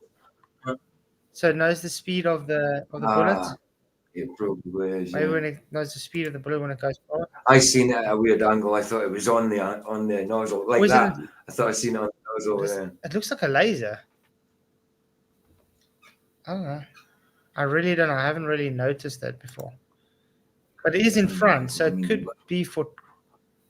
Like, I'm not trying to denigrate the marksman at all, but it seems like there's a lot more math involved in setting up the shot than actual marksmanship. You know, it's just like put your gun at the right angle, right muzzle velocity. Obviously, there's no. They did quite a few shots to get it right, though. Yes. Sure. Yeah. There's a lot. Go with the estimated velocity at 30. I love how they add the dramatic music per second. Zero range 100. Like they're solving, like they're 3 saving the inches. world with this shot. You know. Yeah. But you can see they're working out the map. Straight 1 and 9. Yeah, just read 7,000. what Sig does roll. When was But this listen done? what he says. He's not talking about Coriolis, though. He's talking about. We got a 550 grain cutting edge bullet with a 530 G7, 550 grains, 416 diameter, 2.556 inches long. We're gonna go with an estimated velocity of 3,015 feet per second, zero range 100, sight height 3 inches, twist rate 1 and 9, 7,070 yards, a heading of 20 degrees, inclination of 0, latitude of 35.77. What do you got? 35.75. Okay. And then we're gonna go with zero wind for right now, 62.5 degrees Fahrenheit. Station pressure is 26.95. Obviously, you have to pause now and then, but Zero wind, huh? That's pretty amazing. yeah. Humidity is 40. Between 4 miles. How? But I mean, obviously they're placing that as their standard, and then they have to update it as they shoot, though. So that was Right. just their control. Does it show them having any kind of measuring equipment downrange at any point? They have the spotters. Okay. They had the spotters sitting here. You'll see they have the spotters sitting, and 'Cause it would be really, they're the ones like- that correct him. It'd be amazing to think that there's no wind over 4 miles. Yeah. No. That's what I said. Especially during the day, it's going to change. You'll get wind Right. and then no wind. That was just their control. I mean, And that's where the look at that. That's where the border is down there. Right. Wow. Right. It's a distance, man. Wow, and that was zoomed in. But see, that's another thing about the whole See, that's the argument of refraction by the Globers is that they're always, assuming standard refraction for their little formula, but there's no way over a 200-mile span that you can tell me that atmospheric conditions are exactly the same. They can't be, especially weather, temperature changes everything. Yeah. And Humidity, weather and especially temperature going over every bodies of water. mile is different. Right. But you see now the spot is able to tell him, okay, angle it up a bit, 2 clicks up, 2 clicks to the right, or whatever, depending on how the previous shot worked.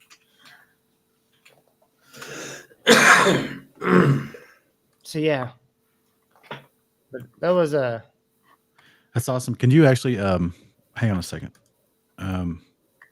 Global Precision Group, is that what it's called? Okay. I'll put the link in I'll the save private it. chat here. In the bottom, you can see it. Appreciate it. Something to consider for sure. Yeah, I've also got on the list. What else do I got up here? Let me see. I've got the classified U.S. and Russian documents that talk about all the levels, stationary. I think those are really powerful. That's one I'm strongly considering. I feel like those are powerful for the average newbie. Hearing some of this stuff for the first time, like, what? There's these classified documents literally stating all their rockets and planes are over a flat, non-stationary, non-rotating Earth. Exactly. Yeah, that's actually a very good one to bring up. So apparently that I keep wanting to call him Creaky Blinder. The Critical Think. Apparently he did a measurement test in a weight measurement test. He brought 2 scales with him, and one he says was not calibrated, and one was calibrated, which is like pointless in my opinion. No, none of them were calibrated. That's what I still had a debate with him about this.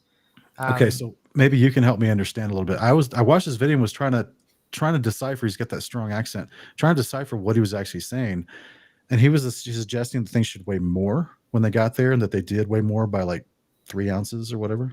I was like 0.001% difference. Yeah, because it seemed But the very thing is, negligible. he to me. didn't take any other variables into account. He didn't take any controls. So he literally just assumed that it's due to gravity. Yeah, He didn't take the temperature wasn't controlled. Like I said, nothing was calibrated. Just moving the scale alone takes the calibration out. The weather, because it's much colder there than Right. it is when he did his he did it in Australia at Sydney in before he Australia. left. Yeah, even the humidity will change with the Exactly, result. yes. Yeah, and the atmospheric pressure will cause things to weigh more. Now, of course, the Exactly. global claim is that if you're at the equator, the centrifugal force of the Earth spinning will counteract the gravity and cause things to weigh less. And so there should be less centrifugal pull at 90 Yeah. degrees south latitude. But also, you can bring it up that when he was in Antarctica, he got 2 different readings. Right. Which Because is he not tried it twice. which is He not a tried it validated twice. experiment. Both times he got different readings. Right. You can Yeah, it bring seemed to as be well- like what you would call an inconclusive test. Inconsistent. Yeah, it's typically. inconclusive. But they just basically were like shouting, "Yeah, look, it's true, it's true." Exactly. You can bring I as mean- well info about the 666 in all the measurements, speed, distances, and so on. Everywhere is 666. So it's a big deal. Yeah, but people even asked him why didn't he take any, take any temperature into account and stuff, and he's like, why? He got the results he wanted. Right. Wow. Okay, not biased at all.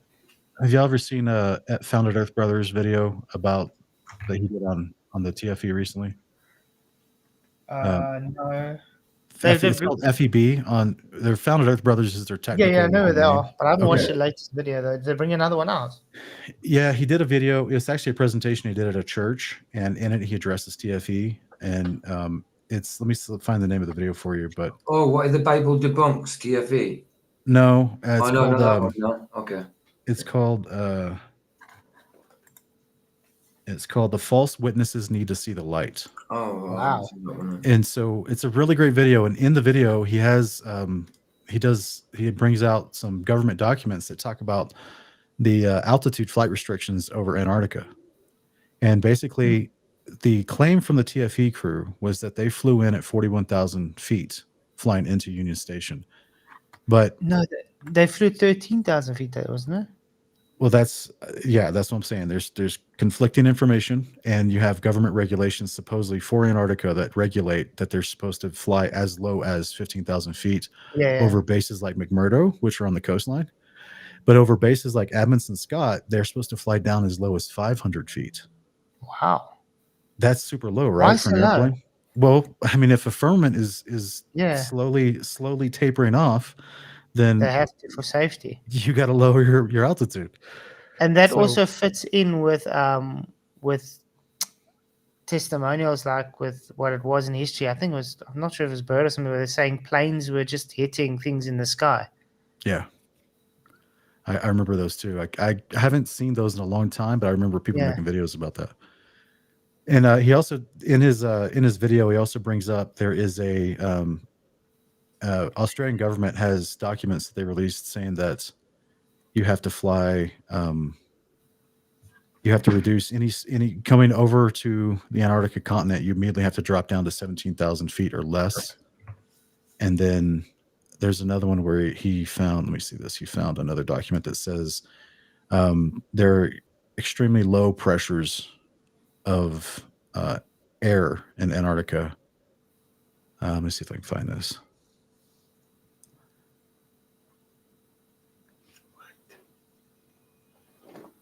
Long story short, he's just talking. He does a good job of the presentation. I'm trying to give a quick summary and not doing it justice, but it would make sense that if you have the enclosure above you is closer to you, right? You have less height to the roof above you, that you would have different air pressure in Antarctica. Seems like it would be an easy way to determine. Because air pressure would be different. But yeah, check out that video when you guys have a chance. He did a really good job. It's not just about science stuff. He includes scripture and quotes from like Copernicus and all kinds of other stuff, and goes over like, basically the cult that led up to this. He does a really good job with this video. I also mirrored it on my channel. So he does great. And then he actually gives at the 34-minute mark, he gives like a checklist. On the left-hand side are all the evidences of FE, and then on the right-hand side, the supposed 24-hour evidence of the globe. 24-hour sun Antarctica is like the only thing that the globe has. Please drop link to your channel. What's that? Please drop link to your channel if possible. Yeah, I'll put the. Oh, you wanted the private chat? Whatever. Yeah. YouTube or private chat doesn't matter. Thank you. Maybe as well in the YouTube so people can see it and follow. Maybe I'll have some more followers. Put it in both chats. Perfect. Thank you very much. Yeah. Yeah, Josh is great. He also he leans, I don't want to say heavily, but he definitely believes it's evidence of the firmament with the sprites, the lightning sprites. Oh yeah, sprites. Right, I'm already following you since a while, man. I didn't know it's your channel. No, that's not my channel. That's Josh from FEB. Right. Yeah, I gave you his. Yeah, that's Thunder Brothers. Oh yeah, I'm already following them. Kingdom in Contest is. I use some of FAB stuff for my streams quite a lot. Yeah, and I'm on the fence about the lightning sprites. I don't know what I'm seeing. It's difficult because I do agree lightning strikes sprites can, but it's only like 100 miles up, which is we don't know. I don't know. Well, Josh claims that the ones that have been documented by like PBS and OETA channels, the clips that he uses from the mainstream sources, that they claim that they were 62 miles up, and that it's hitting the Kármán line. Yeah, that's weird. I don't know. It's a difficult one though. Because I'm thinking like, has there ever been a altitude balloon or any type of? I know what the world claims is that that there is no barrier, there is no place to stop. But as far as like independent altitude balloon tests, has anyone ever gone above 40 miles? No one's ever gone above my understanding, like 25 miles, right? I don't think a balloon will go up that high. I think it bursts before it gets that high. But I'm just right. guessing. Yeah. It usually bursts around 20 miles. So it's hard to consider, and I don't know if like I need to do more research on the Operation Dominic nuclear explosions and see what height and altitude they claim those went off. Those were also at different altitudes, though. Were they? Yeah. Yeah, there were different altitudes and different whatever amounts bombs of were. force as well. Yeah, I don't know about the nuclear, but just the explosions themselves that were filmed, so to speak. What were they? What altitudes were they going off at? Yeah. Yeah. So basically, I'm going to bring forward a scripture for probably a good 7 or 8 minutes out of my 30. Really bring that home, and then hopefully have some solid proofs. The celestial theodolite is a really good one to disprove refraction altogether. So, like, have you guys heard about that? No, tell us more. So it's basically celestial trigonometry, where you take like there's a guy named Dr. He's an actual doctor, PhD in. Was he a PhD? Like, I want to say he's a physicist, but he's now a flat earther because of this experiment. This just happened like 2 or 3 weeks ago. Wow. And he basically was filming the Rocky Mountains, one of the largest peaks along the Rocky mountain chain. I believe it was Pikes Peak. And he was filming it from his house, which was, 30, 40 miles away. But the Globers will just claim, oh, you can see the whole mountain because of refraction, right? But he was saying that if you find the star that gets blocked as the stars rotate in the sky, the mountain peak is going to actually block one of the stars, and you can actually get the positioning of that star and then do the trigonometry of the angle back to the mountain peak and know that, the globe projections predict the star is where the star is in the sky. It can't be refraction because it's in the sky. And the mountain peak, basically the measurements prove that it's not refraction, that you're actually staring at the mountain. It's not a mirage. Exactly. Because it's blocking the light of the star. Otherwise you would see through the mirage, you'd see the light of the star. Yeah. Kik, I think good advice for you in a matter of debating Duffy. don't let him. I'm saying don't let him run away from the questions, because he will always flip and always do something. He loves Yeah. to obfuscate. Yeah, Yes. I saw when he called in the other day Subject. and just kept trying to, hound you guys and ignore you. Unfortunately, you can't stop people from whether or not they're going to be a good faith debater or not.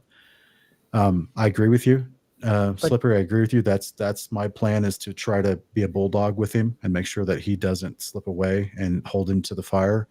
But when you're doing a debate, you have to remember you can spend all of your cross-exam time. You can waste all of your cross-exam time trying to get them to answer I something that like they dance what around. you're saying though, because you're doing this for like you said, for the audience.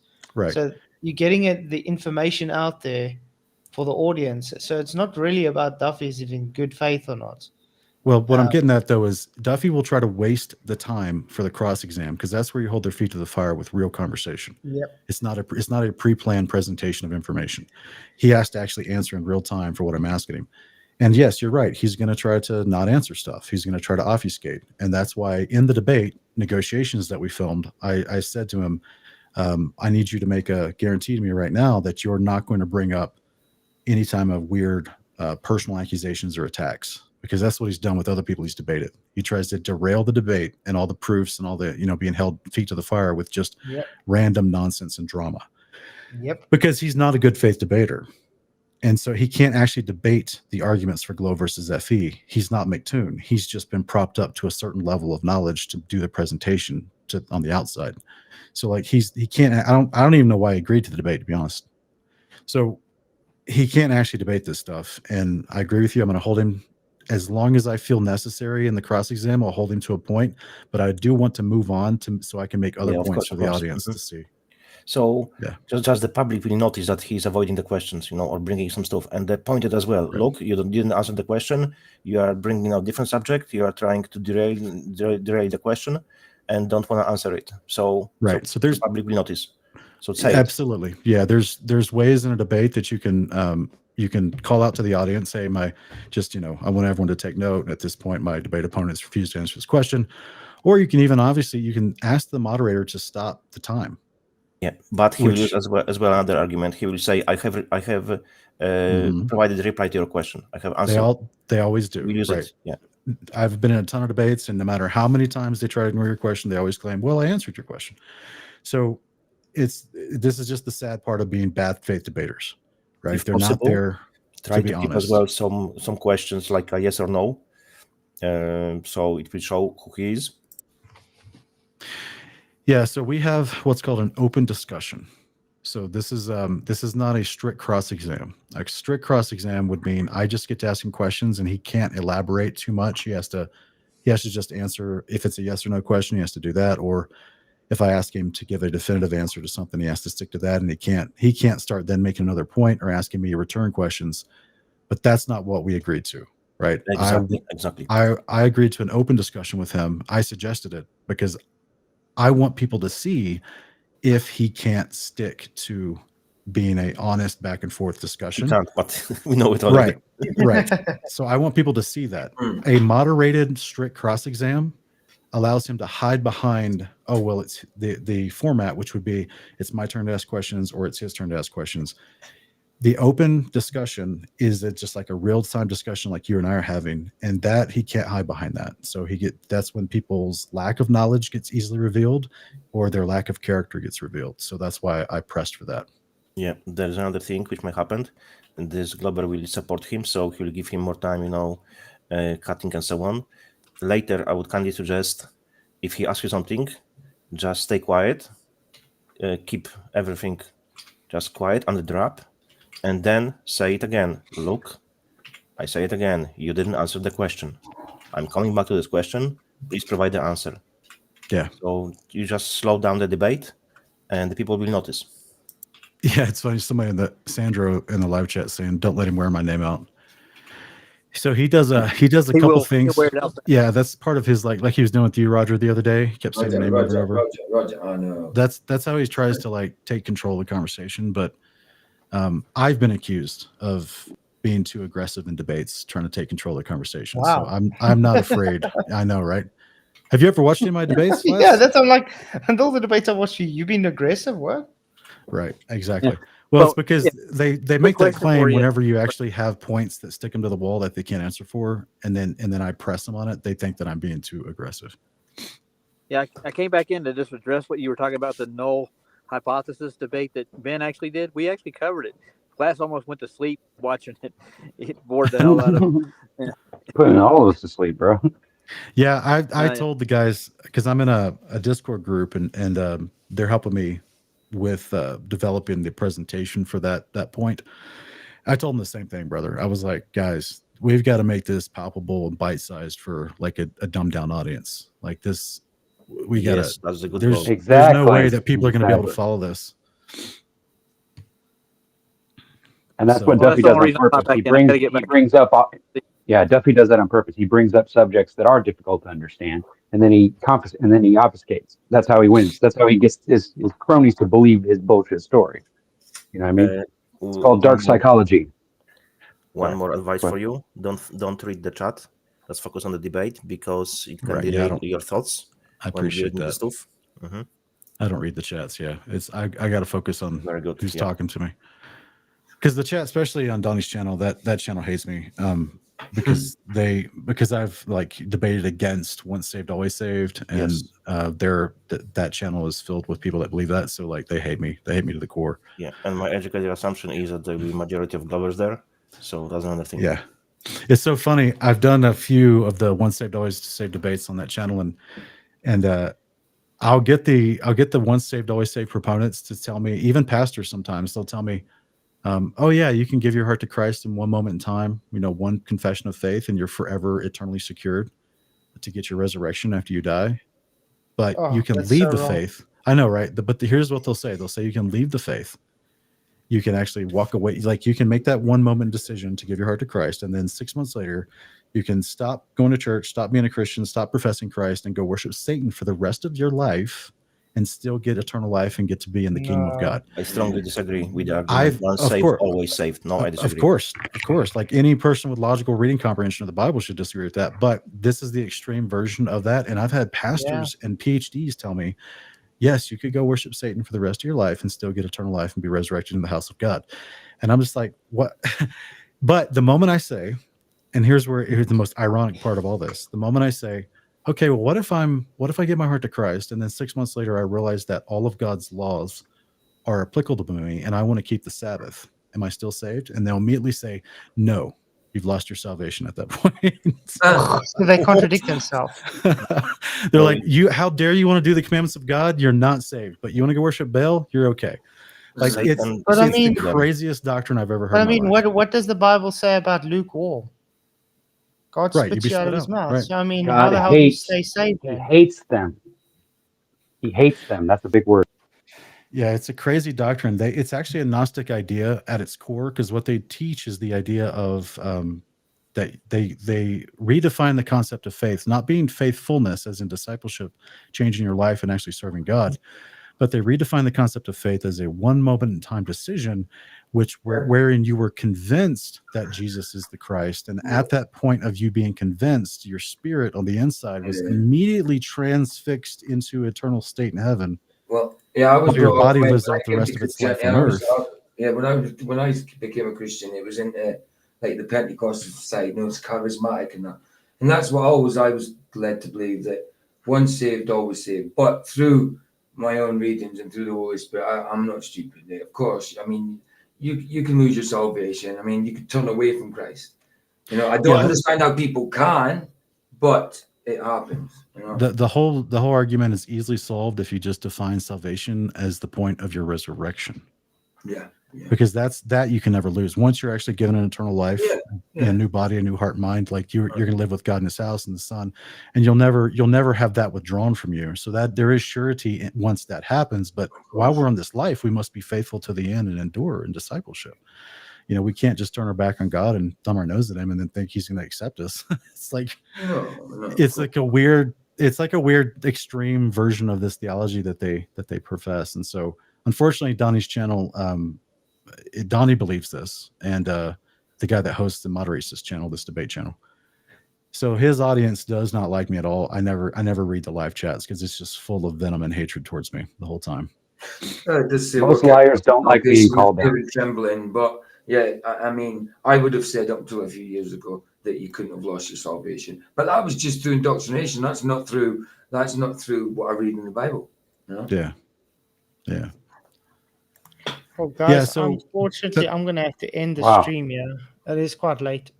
Oh yeah. You guys can still carry on talking on the panel if you want after the stream. It's fine. I gotta go. I got something coming up soon, but I appreciate you guys' input and your advice, and I will consider a lot of it as I continue to get this all together. The 16th is when we're set to do this. I hope that he doesn't back out for any reason. And hey, real quick, Flats, before you leave, when he was on the panel the couple weeks ago, you said, "Hey Duffy, you said that you were going to release like 3 more experiments or whatever, 3 more things. Have you released them yet?" He hasn't. He's because we specifically asked him at a stage. We asked him for measurements of Earth curve, for demonstration of gas pressure containment, and for observed Earth rotation. He says he has all of them, and yeah, we're still waiting for those things. Yeah, you can push him on that thing. But do be prepared because he's gonna try strawman you onto where's the South Pole on the Gleason's map. Then all you need to do is to tell him why there is no such thing as South Pole. It's only a globe relief. I watched you guys' interaction with that. I personally would have taken this. I know what he was trying to do. He was trying just to get you to admit it's on the bottom of a globe. Like, it was a stupid argument he was making. But for the sake of the audience, it's a very simple answer. It's just, hey, on the globe projection, here's where the Amundsen Scott base is.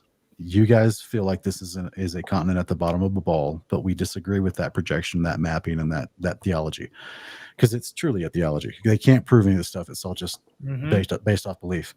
So that way you can just address it quickly and then move on, and then I can then continue making the distinctions between what's testable, observable, and demonstrable versus just the globe religion. So it's kind of a. But I agree with you that he loves to push the globe belief onto flat Earth. Right. Yeah, but he's taking orders. Remember, he just wants to know what we want to see so he can create it for you. So just give him an order. Make sure you make an order with him, and he'll give you what you need. Right?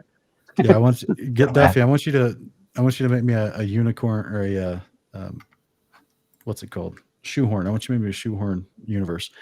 In fact, there is another thing which disproves his whole rotation concept. Those plane flights going west, going east and west, the recorded plane flights that don't show the stars moving for 4,000 miles. Have you guys seen those? Right. So those are pretty solid because they would have to move if the ball was spinning. Of Yeah. Yeah. Thanks, guys, for coming. Yeah, we're definitely gonna keep an eye on that debate. I think it's gonna be great, for sure. All right, guys. Appreciate y'all. Blessings, man.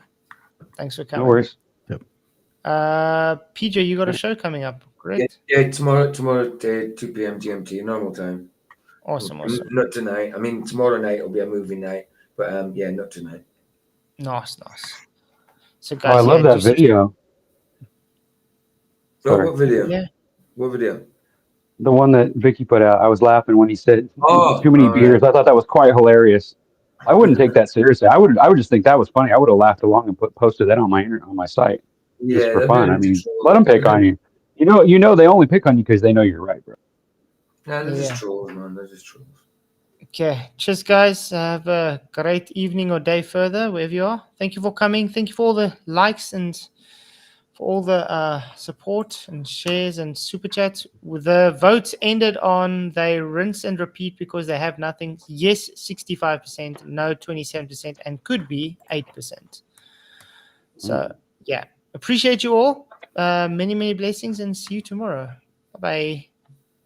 May the pressure be with you. Good night, everyone. Crafted signs of the divine. I'm made for something true.